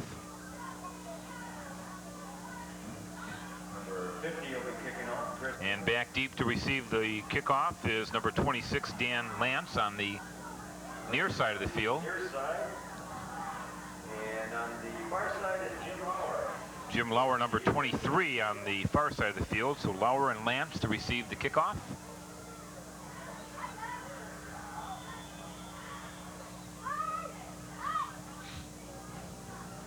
here's the kick, and it's a short kick. Again, on the far side of the field, bobbled over there. Picked up by I believe this is number 11, Carl Lindsay. And Lindsay advances the ball just a couple of yards. And Annapolis will take over at their own 43-yard line. Let's go back down on the field now to Mike. Mike? Keith Ed, down on the field. They got a little scoop on Crestwood. Coach Carter had one thing in mind. He wanted to take the ball, go directly down the field, and take it into the end zone. And they did accomplish that goal. They had a couple of penalties down by the goal line, but they did go down. They took it in, and they're pretty happy on the bench there. They're also really fired up, and they're ready to go. I think it's going to be a good second half for Crestwood. Back up to you guys. First down, 10 yards to go for Annapolis. Fumble the ball. Got a fumble on the first play from scrimmage. It looks like Crestwood's got it. I wonder if we can go down to Mike and ask him if Coach Floyd Carter wanted to do that too. Everything's working out now for Crestwood. Spinopolis in on the fumble recovery. Pete, a 6'1", 223-pound senior, all over the ball that time. And just like that, Crestwood, who scored an early touchdown here in the third quarter. Here's a fumble right there. Watch big number 66. Pounces on the ball. Or check that. That was number 44, Hassan. Spinopolis was also there, 66. Charlie Reeves looked like he just threw the ball backwards. Of course, we know he didn't do that, but another break for Crestwood. So out of the pro set in the backfield, again, they pass the ball. Touchdown! Great pass from Lemerin. 22 yards, Lemerin, Jason Fountain.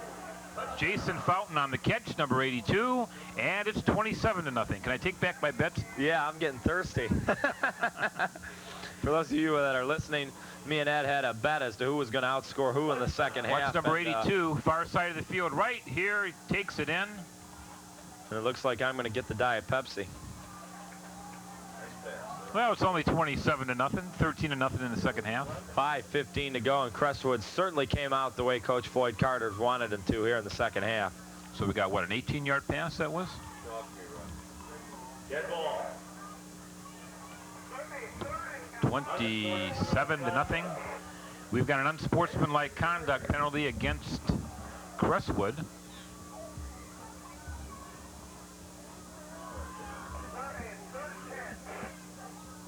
There you can see head coach Carter on the sideline. It's spotted, it's booted, it's up, and it is good. So Crestwood increases their lead to 28-0, and Keith has just been all Crestwood in this game. No doubt about that, Ed, and of course, as Mike said, Coach Carter wanted him to go down the field and score, as every coach probably would. And they did just that, and they got 2 here. And things are definitely not looking good for the Cougars. I will say this, though, and I'm not meaning to be funny at all, but Coach John Nichols' team looks a lot better than they did last year. There's no doubt about it. They've definitely played a lot harder, and their offense looks a little bit sharper. It looks like they have a little bit more personnel this year than they did last year. It should be a far more successful year than they had a year ago. Crestwood you're talking about? No, I'm talking about Annapolis. And even though they're down 28-0, they do look like they have a little better football team than they did last year. Well, see if they can rally around new quarterback, sophomore Kevin Hewlett, who replaces the injured Chris Bloomer. 28-0, Annapolis trailing. 5 minutes, 15 seconds to play here in the third quarter.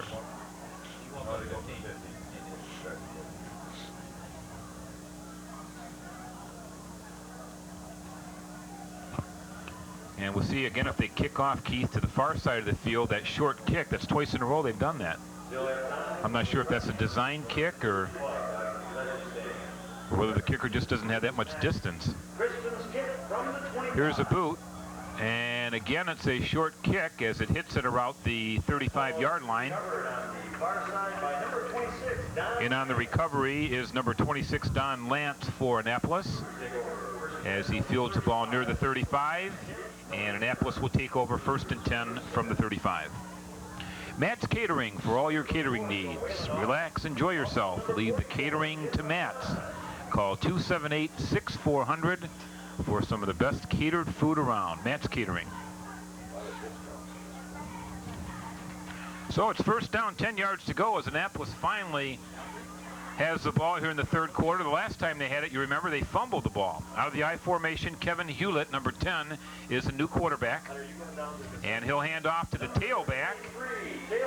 And Lauer takes the ball on the right side for only about a yard or so. Let's go back down to the field to Mike. Mike?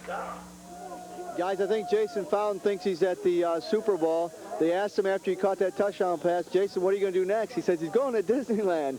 No, honestly, that's his first touchdown catch of his career. He hasn't played Little League ball or anything. He's a senior, and this is his second game, and that's his first touchdown ever. So congratulations, Jason Fountain. Fountain also made a nice catch on the near side of the field for about 25 yards in the first half. On second down and 9, again, Annapolis goes nowhere. A loss on the play of another 4 yards, as they just can't get anything going offensively, Keith. No, it's all Crestwood, and there comes a time now, and I'm not saying that the Annapolis team's given up at all, but there comes a time where the kids are really going to start getting down, and let's just hope that John Nickel can keep his team up and they can do something positive here in the last 15 minutes of this football game, because win certainly looks out of the question now. Crestwood's just dominating. Alex Horvath, who caught that 5-yard touchdown pass earlier here in the third quarter, was in on that stop defensively for Crestwood. So it's third down now and about 14 yards to go for Annapolis. Out of the I formation now, Hewlett back to throw. He'll fire a pass near side of the field. It's caught. The pass complete to Don Lance, but the problem is it was only good for about 2 yards. Yeah, it's well, it's hard to run out. You know, your point was valid earlier that you don't throw the ball unless you're out at the first down marker, but it's kind of hard to expect a 9th grade quarterback to throw the ball 12 to 15 yards, especially when, yeah, he's a 10th grader. I'm sorry, he's not a freshman, he's a sophomore. To throw the ball when he's not getting any kind of time. Good punt this time by Annapolis, all the way back to the 32-yard line. The ball was fielded by Mark Jazinkowicz, and he lost about a yard on the play. So Crestwood will take over at their own 30-yard line, first and 10, 2 minutes, 52 seconds to go here in the third quarter, and Crestwood out in front, 28-0, 2 touchdowns in each of the first 2 halves so far. And there's a look at number 4, Jazinkowicz, 5'11", 169-pound sophomore. And we'll look for plenty of changes for both teams, especially Crestwood, with the Cougars being down here by 28. Here's the handoff to Bates again, and Bates rushes close to a first down, all the way down to the 41-yard line. Give 9 yards on the play. It'll make it second down and 1.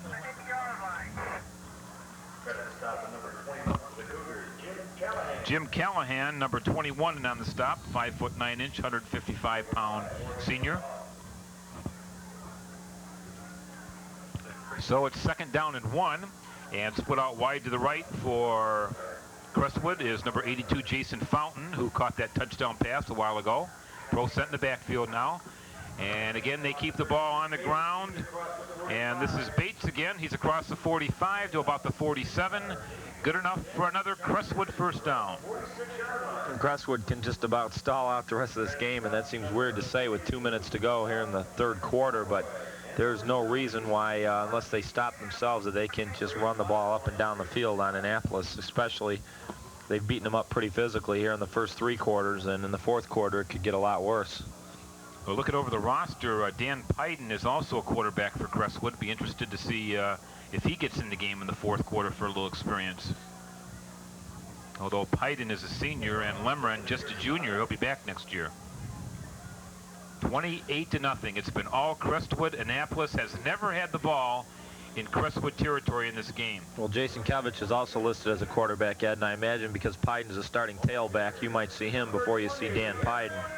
Running with the football, number 20, Aaron Fisher on the left side, and he picks up plenty of real estate, moving the ball all the way down to the 45-yard line of Annapolis, and that's good enough for another first down for Crestwood.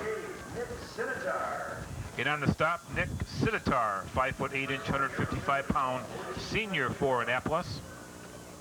And that defensive unit for Annapolis has got to be getting tired about right now. They've been doing double and triple duty. First down and 10, ball resting at the 46. Crestwood on another drive. Running with the football is Pydon. Pydon's still on his feet. He could go all the way. He's at the 20, 15, and finally knocked down at the 7-yard line. In on the stop, Jim Lauer, or that would have been 6 more, Keith. Well, it'd have been neat to see if Dan would have stopped and then tried to cut back, but he thought he could beat him around the corner. Unfortunately, just didn't. Nice little run there by Pydon. Another little like end-around Statue of Liberty play, and really he could have got as far as he did if they had played flag football. No one touched him until a nice tackle by a number 23, Jim Lawler. Lauer clipped him at the legs.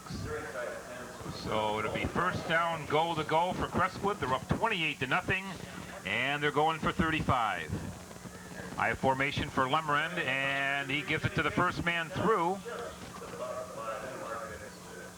Jimmy Bates only got a yard that time. About a yard. And I'll tell you what, that's the first time they've stopped him from getting less than 4 or 5. Number 33, linebacker Scott Bergeron in on the stop for Annapolis. It'll be second down now and goal to go from the 6. Checking in Aaron Fisher, number 20, as Dan Pydon comes out.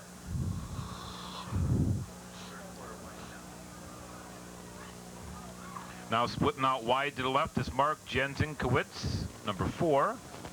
Pro set in the backfield for Lemmerend. Second down, goal to go, and we've got a flag on the play, and it looks like the offensive line for Crestwood might have moved a little bit too soon, as quarterback Lemmerend moved, but nobody else did. So they'll walk it off 5 yards here, and that's the way Crestwood's been moving the ball. That's not going to hurt him too much, but you don't like to see that happen down near the goal line. I know Coach Floyd Carter's not going to be happy with that. You still want to see your team play very efficiently and smooth, even though they're up 28-0. Jensenkowitz comes out, and coming in the game and splitting out wide to the left, Jason Fountain, number 82. You can't see him in the screen now, but he's split out far to the left. And on the quarterback keeper, and again, it's a loss of yardage. Is at the last second? I don't understand that play. Lemmerend was going down for a loss, and he tried to pitch it out at the last second. And, well, that was a fumble. I don't know why the officials are moving the ball back up to where it was. Lemmerend threw the ball backwards.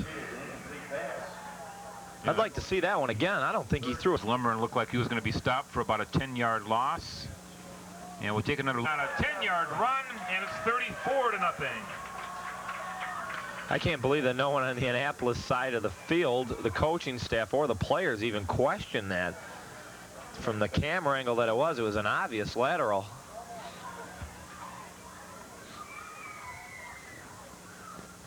$34-0, Lemmerend on the 10-yard run. Well, you got a good point, Keith, but you know, then again, your team is down already 28-0. I don't know if it makes much difference. Yeah, but even so, the players are still out there playing. They don't want to see it rubbed in their face any more than what it was. Here's the boot for the extra point. It's up, and it's good. So on the kick conversion, Crestwood now leading at 35-0. And there you see a couple of happy coaches on the Crestwood side of the field. They have completely dominated this game. There's a look at head coach Floyd Carter. And on the other side of the field, they're not too happy over there. John Nickel and his assistants, Frank Masters, Bill Parker, Tony Linares, and Bob Brown. There'll be some happier days in the future for them than this game. Well, I guess the only thing that Annapolis has to look forward to now is, well, actually 2 things. Get the ball in Crestwood territory and score, try to break the shutout. Only 8 seconds to go in the 3rd quarter.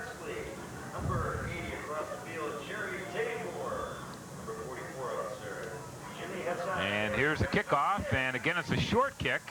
And is fielded at about the 25-yard line by Jim Lauer. Lauer running on the far side now is up to the 40 to midfield. Lauer still on his feet, and he's finally knocked out of bounds inside Crestwood territory at the 49-yard line. And that is the end of the 3rd quarter here at Crestwood High School with the score The Chargers out in front, 35, and the Cougars nothing. But at least Annapolis has the ball in Crestwood territory, and a nice run back that time by Jim Lauer. Very good run. It showed you how wide the football field actually is. Seems like he ran forever, east and west. Did get a lot of gain, though, on it. A good little run back by Lawler, but Annapolis needs every little positive thing now they can get out of this fourth quarter here, and hopefully they'll just move the ball. I believe this is their first time in Crestwood territory, and it looks like there's a penalty on the play, which will move the ball even further. Perhaps foul. They're just switching sides. So we tried. I tried for them. Actually, they're not even in Crestwood territory yet. They're at their own 45, but I still believe this is as far as they've gotten the football up.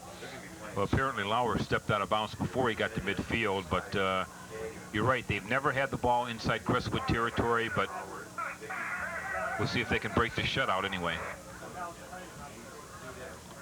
Crestwood trying to at least equal their record of last year, which was 9-2. They lost their opening game to Garden City, but of course they're well on their way to their first victory here this evening.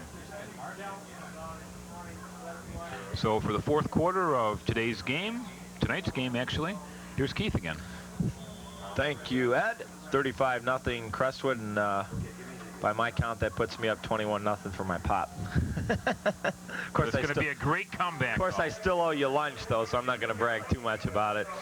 Second down and 8, 11:50 to go, and yeah, speaking of food, I'd like to thank Matt's Catering once again for the fine sandwiches before the game, and they did a great job with them. They were really good. Ed and I had a couple for what the crew saved. I heard they saved a little more for us, but one of our expert graphics people on our show ate more than his share. So for parties of 50 for 350, wedding showers, if you're in need of a hall, give Matt a call, and 278, I believe 6400 was the number. Number 20, Charlie Reeves off the right side, and that's the first time the Cougars have been in charge of your territory all game. A nice little run by Charlie Reeves. First down and 10 inside the 40, about the 38. Good individual effort that time by the running back for Annapolis. It's number 26 checking out of the game, Don Lance for Annapolis. So we're down to 11 minutes to go here in the fourth quarter. Annapolis trying to get something positive accomplished here. Quarterback Kevin Hewlett, sophomore, hands the ball off to Reeves, and it was a little bit of a sloppy handoff, and it really wouldn't have mattered. Reeves really with no place to go. Horvath on the stop, a loss of a yard. It'll set up second down and 11. I think that might have been Jim Callahan, number 21, carrying the ball. At any rate, again, the defense for Crestwood just not letting Annapolis get anything going here. Might be right. Callahan coming off the field. Saw that too, and I assumed it was Reeves, but Reeves is out there also. So well, Jim Lauer, number 23, I thought played a great game for Annapolis. He's been one of the bright spots. So Reeves and Lawler in the backfield now. A little movement, and they're going to call that. It looked like both of the running backs moved before the snap. And then the left tackle also moved, so that's going to be against the Cougars. Diane Dudek, Marilyn Kloss, Loretta Kazmarchuk. The scoring in today's game, Bates, a 5-yard run to put Crestwood out in front 7-0 after the kick. 33-yard run by Lemren. A 5-yard pass from Lemren to Horvath made the score 21-0 with the extra kick. And then here in the second half, an 18-yard pass to Fountain and a 10-yard run by quarterback Lemren, 35-0. It's been all Crestwood. Second down and about 17. We're under 10 minutes to go here in the game. We'll be back here next week. Crestwood High School. Charlie Reeves and hosts of Crestwood players. Among them first, Spinopolis. Reeves will lose a couple more yards. Scott Eagleston was also there, number 54, 5'8" junior. It's got to be very, very tough for this Annapolis team to keep their spirits up. I obviously didn't get to see their first game, but we did a couple last year, and they really had a difficult time. And of course, Crestwood's been perennially strong in their conference, so can't really judge how Annapolis is going to do on the season just based on their performance against Crestwood. They've always had a decent football team here, but you wonder why this Cougar team struggles perennially, and hopefully they can get things going and get better as the year's going on. Third down and about 18, and boy, good job by Hewlett to avoid the rush there, and pretty good looking throw. He showed a strong arm rolling the opposite way, but good defensive play. Ball's intended for Mike Spicer. Well, that was Jim Bates on the defensive pursuit for Crestwood as he almost got to the sophomore quarterback. But again, as you mentioned, Keith, give Hewlett credit to get that pass off as it was rushed. But the blocking just hasn't been there on the offensive line for Annapolis. The thing I like about it, he showed a real strong arm going the opposite way. Just a sophomore. He'll be back a couple more seasons, and he can only get better. Hushins will be back to punt the ball away. Well, how about something exciting here? How about a fake punt or something? How about a timeout? That's not what you were looking for, huh? 35-0, the Cougars lead, 8:58 to go. They're going to discuss what they're going to do on the break on the fake punt. Fourth down and 17. I remember last year, I remember Tim Sabo was here with me, and he said something like that, and I said, nah, never going to happen, never going to happen. And then they went back on a 4th and 16 and fake punted. So I'm not going to say it ain't going to happen anymore, but I'd highly bet against it. Well, the one play that's kind of Take a look at the upcoming schedule again. Reminder, we'll be here next week at Crestwood, and then our first game at John Glenn High School, and then Robichaud coming off their big win over the Rail Splitters of Ypsilanti. Then we'll be at Annapolis as Taylor Truman will take on the Cougars. Dry River Clash. And then 2 out of our last 3 games are again at John Glenn, with the last one being the rivalry Wayne Memorial at the Rockets from John Glenn. And hopefully the Rockets will have another exciting year. They've had a great football team seemingly every single year, and just never been able to quite win the absolute big games to send them on to the state playoff championship. But they've been a perennial playoff team, or at least pretty close to there, and looking forward to going back to my old high school to do some games there. Hewlett fires, and it's caught, and another nice throw, but yeah, like you said, Ed, well short of the first down. Spicer with a nice catch. Tell you what, though, Hewlett shows a real strong arm. If I'm not mistaken, and I'm trying to picture, I think there was there we are up here. I think there was a quarterback named Chris Hewlett. Wasn't it at Michigan, or Rich Hewlett? That's what it was. Thanks to Craig in the truck.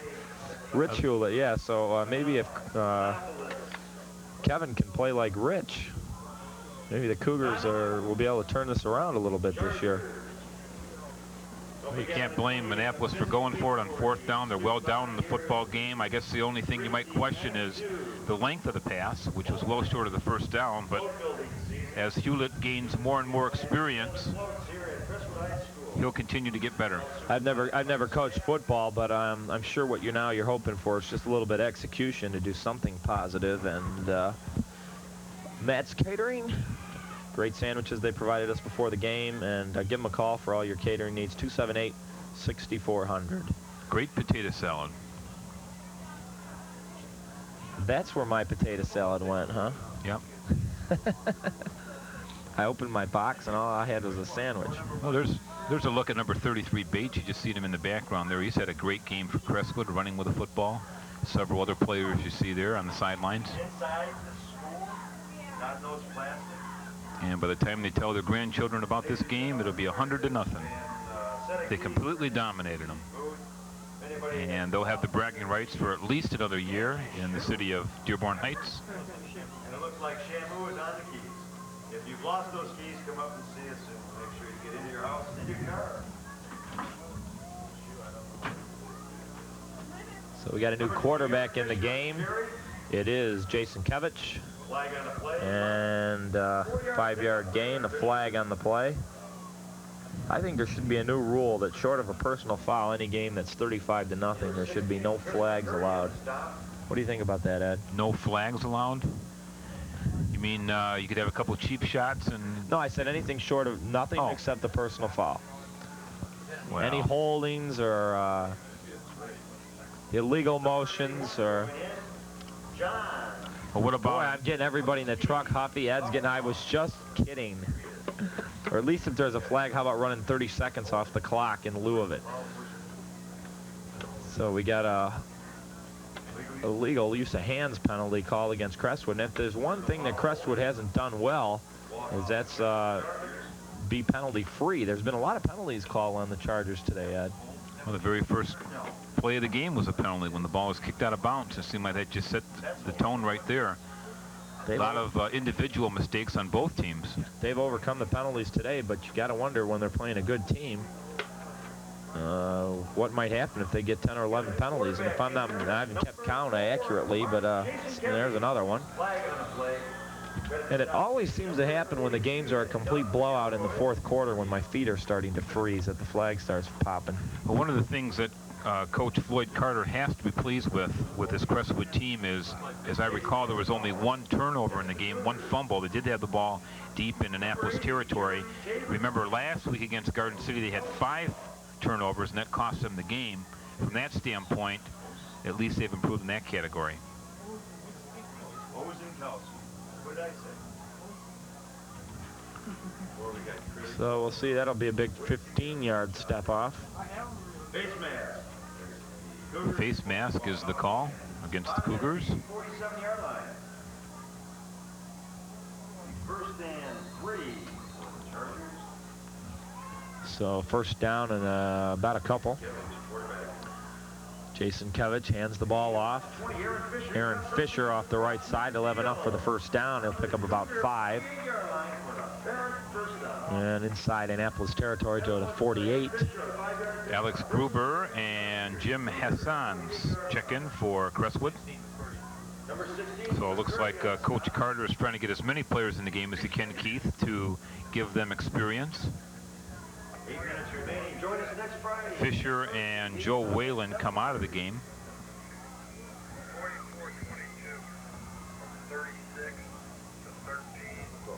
So again, it's Gruber and Fisher in the backfield. Jason Kevich hands it off to Gruber coming this side. It's the same play they've run a half a dozen times. This time Annapolis a little more aware of it, and Gruber's going to get 3. Pete Flores almost made that tackle, but just wasn't able to reach Gruber on the play. I'd like to see Chris Wren get into the ball game here. It's 35-0, the 6'8", 320-pounder. And we got an injury, Dave Crispin, down on the field.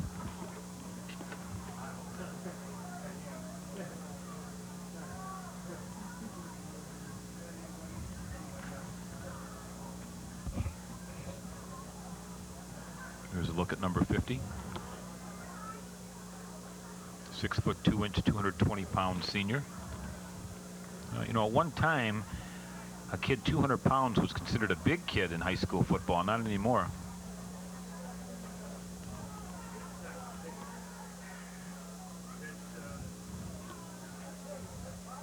Appears to be like a knee or some kind of cramp. Now they're telling him to stay down, so.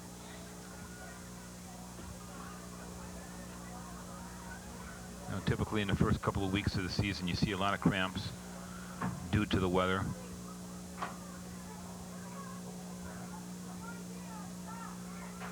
Certainly don't want to see anybody else get hurt out there. In case you just joined us, quarterback Chris Bloomer for Annapolis apparently hurt his leg in the first half of today's game and was carried off the field on a stretcher. And we haven't heard any further word as far as his condition. But other than that, the game has been pretty much injury-free out there.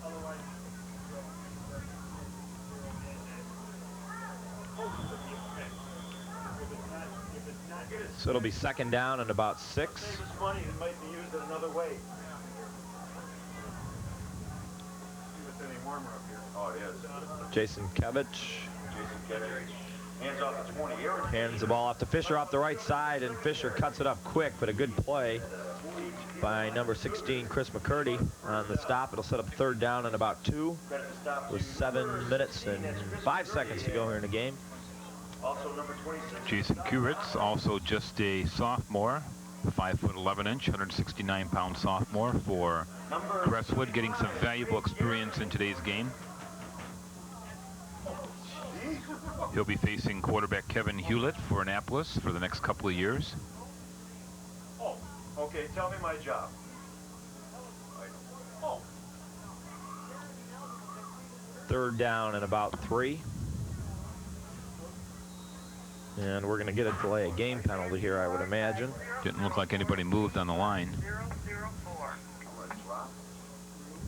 Just delay a game. It does seem like both teams are prepared to toss it in here. The desire and the... Well, I think you made a good point earlier in the game, Keith. I mean, these are the kind of plays you might say, well, it really doesn't mean anything, you know, why worry about it? But sooner or later down the line, you are going to have a close game, and the 5-yard penalty a game or for a lineman moving is going to hurt you. Seems like that word I was looking for, the intensity, and there's another flag. So I'm going to start keeping track of games where the margin is more than 3 touchdowns and the percentage of flags we see. I'll have to wait and see what this one's all about, but the intensity level's definitely taken a nosedive here in the second half. So back-to-back penalties against Crestwood, and that will move the ball back to the 46-yard line of Annapolis. As a lot of the fans are determined that this game has long been over with, they're starting to head for the exits. And the ones that aren't are paying attention to a lot of other things. Some of them are even facing us. It must really be bored. On the outside. Now you said that. That was a good one. Gruber off to the left side, and he's going to pick up about 27 yards. And that's more than enough for the 1st down on 3rd and 18. Here's a look at Gruber. He's a happy camper right now. A nice little run, and Coach Floyd Carter, like I said, he's got to be a little unhappy, though. There's been a lot of penalties, and this game's been well in hand, I thought, at least since the 2nd quarter. But well, it's been a lot of little things. You know, there was one snap to the punter that was high. There's been illegal procedure. There's been delay of game. A lot of little things that I'm sure he'll be talking to his team during the week about. And as a coach, you're always concerned about things like that, and his team's definitely not been as sharp as they could have been. Off to the right side goes Fisher. He's got one man to beat, and another nice play by McCurdy. He made 2 nice tackles now on Fisher. Saved a bigger gain. 5:45 to go, 35-0 Crestwood. And Mike Brewis, he's still alive down there. Michael? Keith, down here on the field, the coaching staff for both teams, you can see they are concerned about the officials' calls, but they want to see that everything is called. Contrary to, I understand what you're saying up there, there's a safety factor here. There's been a couple guys hurt, and they don't want to see any spearing or anything like that. Some of the other calls, the picking up of the hand and everything, that causes guys jump off the line, and they got to make those calls. These officials are paid to do a job, and they've got to call everything. Back up to you. Well, thanks for straightening me out. I guess it just seems like to me there's a heck of a lot more calls in the 4th quarter when the games are a blowout, but maybe stuff like that does happen. Maybe the teams get frustrated. So that's all right. That's all right. I get Michael when we go on extra points. See, he can't hear me down there, so he gets to drill me now. That's okay. 5:07 to go. 2nd down and 3. No, they're going to give him the 1st down. Mike shook me all up. The announcers start to get a little shaky too, I guess, late in the game.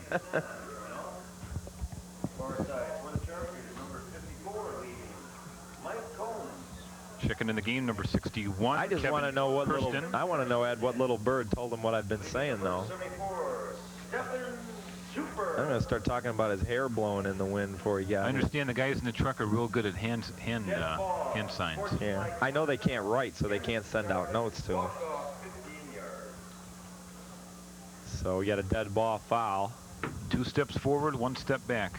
No, the weird thing is that is I think if I'm counting correctly, that's the 3rd unsportsmanlike conduct against Crestwood. And there's Joel Shinneman and his wife and kid.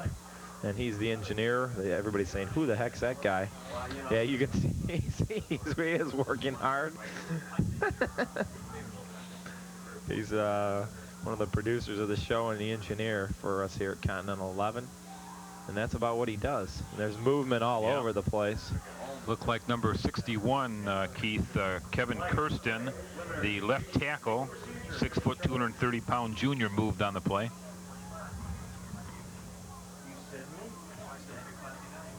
And there's the call offensively against Crestwood. So they're 10, 20. This will be 1st down and 30. Well, they said 25 on the. Well, they got to get the ball all the way down to the 9-yard line to get a first down. It's 1st and 30. 4:45 to go. We'll see if Crestwood can pull that. It looked like movement again. The officials mercifully aren't going to call this one. And Gruber's going to lose 2. Number 16 on the stop, that's Chris McCurdy. And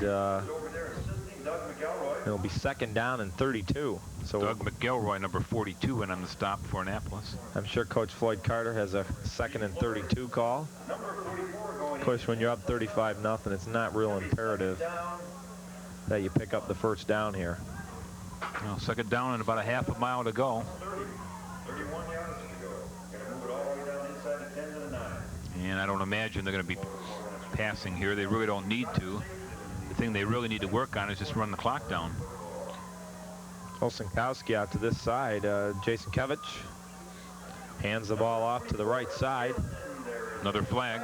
And guess what, Waylon? This same thing happened last week, I'm telling you. Number 48 on the stop for the Cougars. Another flag. That might be Mike's dad on the field calling all the flags. I wonder if there's an incentive for the officials for every violation they catch and every flag they throw. They get a quarter or something. Who knows? But they're talking right there, as you can see, to number 33. That's Scott Bergeron. So that means the call is going to be against Crestwood again. And they're going to take it back, a major penalty, back to the 40-yard line. Ball is placed at the 39. Well, they're still going to walk it back even after this. He's still going to walk back some more. He's across midfield. So there you take a look at the Annapolis schedule. Ooh, at Melvindale. Boy, Melvindale, the Cardinals traditionally with a powerhouse football team year after year. Then they play Allen Park, October 3rd, Truman, at Thurston, October 10th. At Taylor Center, October 17th. Well, this homecoming is against Kennedy on Dad, I don't want to interrupt you, but this is more interesting. 2nd down and 46. And they run the ball. He's going to get it, maybe. And guess what? Another flag. This is absolutely insanity. Now, I don't care what Mike Brewis says down there. There is no way I would have thrown a flag doing my job or not. Maybe I'd have been fired, but there is no way I'd throw a flag on this play. And we're going to get an illegal block on 2nd down and 46. The score is 35-0 with 3.5 minutes to go. This game's already taken a half an hour over network time. And they're concerned about the length of some pro games. Boy, oh boy. Major walk-off against the This is unbelievable. 10, well, they may 20, be approaching a record here. They've got to get to the 9-yard line to get a first 46, down. The ball's resting at the 35. 2nd down and 56. And if you think I'm kidding, the 1st down markers. Hey, this calls for the Statue of Liberty play here. At the 35, so it's 15 and 40. This has got to be close to a record. 56 yards, 2nd down and 56. And I'm just going to see if there's a flag thrown on this play. Here's the handoff. Off to the right side, and they'll pick up about 10, so it'll be 3rd and 47. And no flags on the play. Jim Hassan. Here's a look at the scoreboard. Yeah. You take a look at the scoreboard, they got it at 3rd and 0. Well, it says 0 yards to go, but it said 0 yards to go since the first play of the game. They can't go higher than 10 or 20. 3rd down and 40. They're 3rd and 48. They're not even in prevent defense. 2:30 to go. That looked like movement there. Number 24, Joe Whalen. Whalen picks up about 5. It'll be 4th and 42. Going to make it 4th down and 41. And back-to-back plays with no penalty. 4th and 42. 2 minutes to go. Crestwood must have about 15 to 20 penalties on him. This definitely, and as long as I've been doing the games, about 6-7 years, this has definitely been the most penalized individual team I've seen all year. I mean, all 7 years. So Annapolis will have one last chance to try to break this shutout, Keith. They're going to have to punt it away. Nobody rushing. And almost fumbled.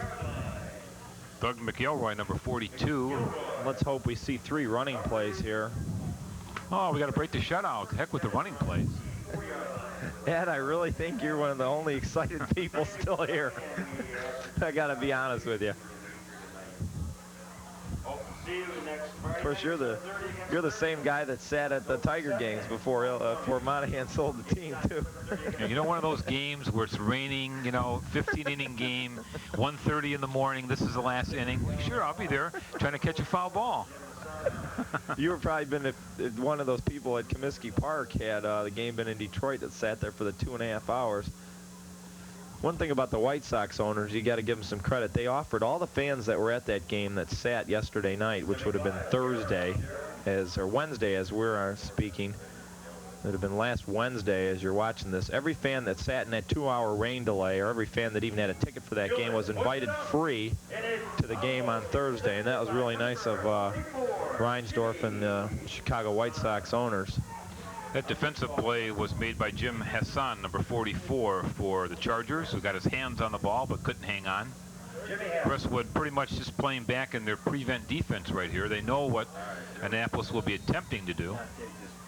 Let's throw the long bomb, and they're just back waiting for it. Thank you, Kathy and Sandy. Well, one of the most meaningful plays I think I've seen with a small crowd was Dalton Jones batting for the Tigers one year. Hit a grand slam home run, but he passed up Don Wirt going to second base, and it was a single and 3 RBIs. I'll never forget that. Number 75 on the And no flags. I didn't mean on, who'd you say did that? Dalton Jones. Dalton Jones. I didn't mean Before no flag on Dalton. I remember Dalton Jones. Hit a home run against his ex-teammates. Boston Red Sox, was excited, jumping up and down, but he passed up Don Wirt going from first to second. What was Wirt doing? Was he standing there, or was it a question whether the ball was going to be out or not? Well, it was a towering fly ball. It just carried into the crowd, and yeah, it's probably, Dalton was real excited and just passed him up. I'd hate to be the making that kind of a call. This could be and should be the last play of this game here. On the stop, number Charlie Reeves was a ball handler. Gallinat, number 60, on the stop defensively for Crestwood. And looks like we're going to make Michael work just one more time tonight. He's getting the mic ready to go. He wants one more comment about those officials. Yeah, right? He's going to take one more crack at me. I'll make sure that they throw it back up here. 35-0. Crestwood will be back here next week as the Chargers will take on Redford Thurston. I believe their nickname is the Eagles. Of course, all the animal rights people probably want that changed, so maybe they just call themselves the E's or something.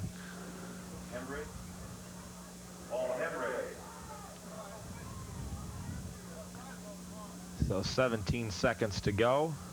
Should they go for the bomb here? One last chance for the score. Let's hope one thing here, and this has nothing to do with Annapolis, but let's hope Annapolis's uniforms lose as bad tomorrow as they did today.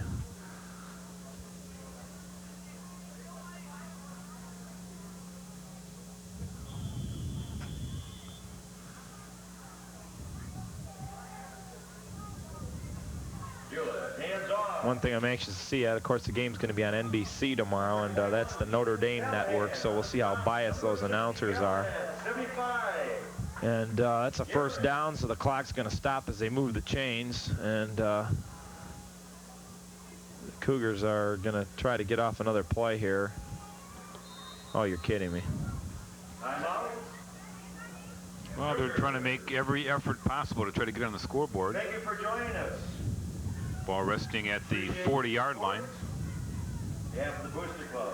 Look forward to seeing Although you'd think if they're trying to score, why are they running the ball? But well, I can understand, I guess, Coach John Nickel doing this. You know, he wants to get off another positive play for his team, but I don't know. I'm not second-guessing him by any stretch of the imagination. So what's this about the biased NBC announcers on well, tomorrow's there's game? Notre Dame, you know, the NBC signed this exclusive deal with Notre Dame to do all their home games, so I'm just wondering how fair that's going to be, having the network doing Notre Dame football, doing the Michigan game nationally. Are you going to show me your football or your cards? Monday?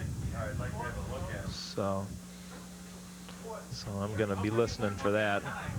Of course, if Dick Enberg's doing the game, I don't exactly know who NBC picked to do it. Enberg, of course, went to Central Michigan, and he's from Michigan, so that might help a little bit. Okay. Here's a look at the Annapolis bench on the far side of the field. Well, hey, watch this.